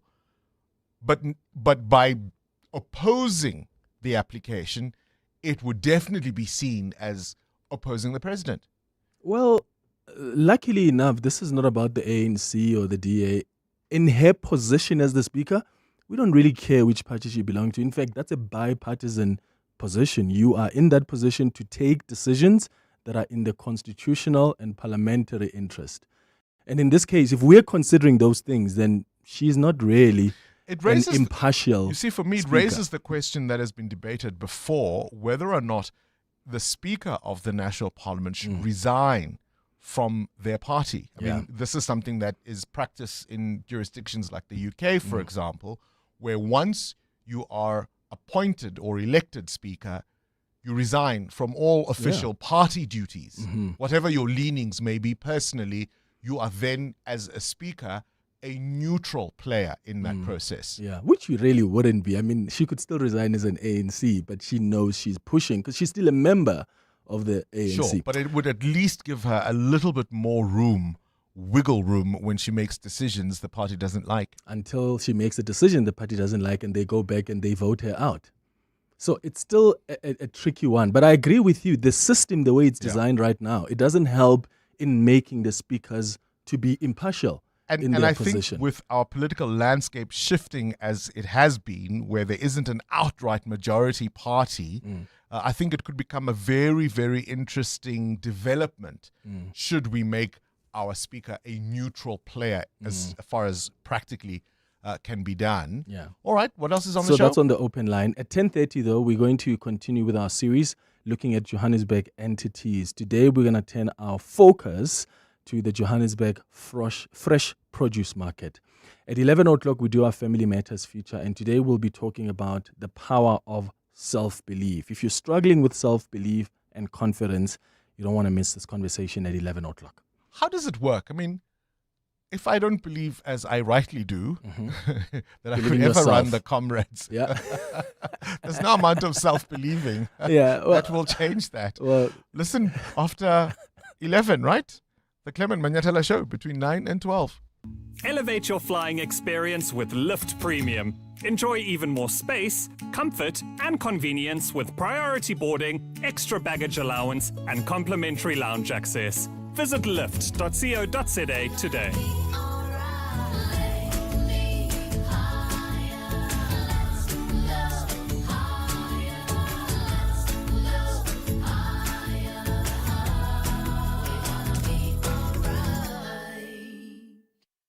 Call Corporates That Care promotes and encourages corporate leaders and all citizens to walk the talk for a better South Africa. Catch Corporates That Care this Wednesday at 10 to 9, featuring food lovers. Their group executive, people and sustainability, Andrew Milson, will be in conversation with us. We do this on Wednesdays to highlight efforts of companies and brands dedicated to building our country. Corporates That Care is a Prime Media Cares initiative with 702 and Prime Media Outdoor. 702, let's walk the talk and together make a difference. Let's hear from Al, owner of Johnson's Cable, why it pays to switch to Outsurance Business Insurance. I thought it was going to be difficult to switch to Outsurance Business Insurance. Switching was so quick and easy. I'm happy with the premium that I'm paying now. For electrical, tradesman services, and all other businesses, get a quote today and see why it pays to switch to Outsurance Business Insurance. Visit outsurance.co.za or call 08600 60,000 today. Licensed insurer and FSP. TCs and information online. This is Breakfast with Bongani Bingwa On 702. Let's walk the talk. On to this now with Mazda. Moments of wonder await all around you. To experience them, you need to take the scenic route, be present and to fully connect with your surroundings. And that's why when 702 Josie, my Josie, Walk the Talk unites the people of Joburg in the iconic CBD Sunday 26 July, Mazda is coming along for the slow scenic ride as the official vehicle partner. And to find out how they'll be adding moments of wonder all along the route, we chat now to Bonita van der Merwe, the managing director of Mazda Southern Africa, here on 702. A very good morning to you and welcome to 702 Breakfast. This is such a thrill. Good morning. I must say the honor is mine. It's absolutely great to be on your show this morning. Thank you so much for having me. So just explain to us Mazda's philosophy of wonder awaits. I mean, it's so catchy and there's a bit of mystique to it. What is it all about? You know, Mazda is my most favorite topic to talk about. So I'm going to give it brief and summarize our Wonder Awaits campaign. So Mazda as a brand belief that the path to happiness is found in discovering more wonder in the moments that makes up everyday life. As a brand, Mazda engineers vehicles to evoke emotions and create meaningful connections. We therefore promise to our owners the wonders every day. So it's all about when you own and drive your Mazda, it's not simply getting from one destination to another. It's an experience that inspires you to notice the beauty, excitement, and possibility in every journey. Our purpose is to transform the ordinary into something extraordinary. And of course, that aligns quite beautifully with the 702 Josie, my Josie, Walk the Talk. Definitely. So we're absolutely honored to be the OEM or automotive sponsor for the Walk the Talk. And what we promise today to your listeners and to our consumers is that we will bring the Wonder Awaits brand platform to life during the Walk the Talk. Along the route, participants will encounter a series of Mazda wonder moments designed to help them see the city of Johannesburg differently. I want to share some of the exciting things that they can expect around the route. Yes, indeed, please. So around the route, they can expect to see a tranquil Japanese garden because Mazda is a Japanese brand, an immersive world of color, a surprise live grand piano performance, and a giant bubble field transforming Johannesburg streets into places of discovery and delight. Oh, that sounds absolutely wonderful. Oh, thank you. No, I'm absolutely also looking forward to it. And I know that all the walkers and all the listeners will absolutely be amazed by the wondrous experience. Bonita, what distance are you walking? I will do the 8 kilometers. Oh, there we go. We're looking forward. It's going to be such a jamboree. It's going to be so much fun in the city of Johannesburg. And of course, I'd imagine for many of your customers who drive your Mazdas, the idea of rejuvenating our city is important, hey? No, it's extremely important. And I mean, Johannesburg is our economical hub for South Africa. And I believe we have such historical buildings still in city of Johannesburg, and people just need to view it from a different light. And that is what everybody that has come to this campaign and partnered with Talk 702 wants to bring to life. Absolutely. For people to see that. Absolutely. Bonita van der Merwe, appreciate your time. The managing director of Mazda Southern Africa there on the line. Remember, you can still enter the 702 Josie My Josie Walk the Talk on primemediaplus.com. What distance will you be walking? 702. More than a radio station. Let's walk the talk. That's over now. You keep me coming back for more. Baby, you're all that I want. When you're lying here in my arms, I'm finding it hard to believe we're in heaven. And love is all that I need, and I found it there in your heart. Isn't too hard to see we're in heaven.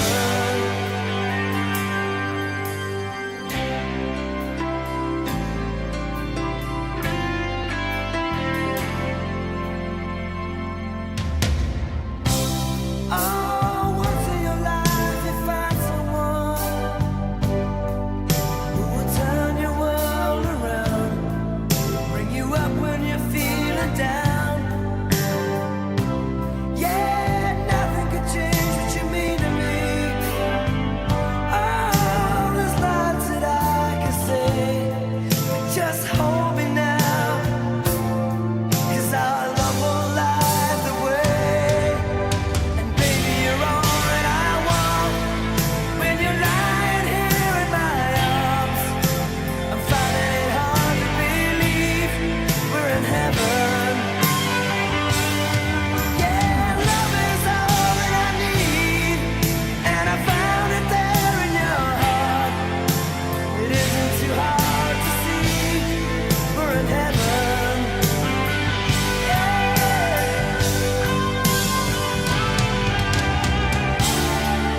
I've been waiting for so long for something to arrive, for love to come along. Now our dreams are coming true, through the good times and the bad. Yeah, I'll be standing there by you.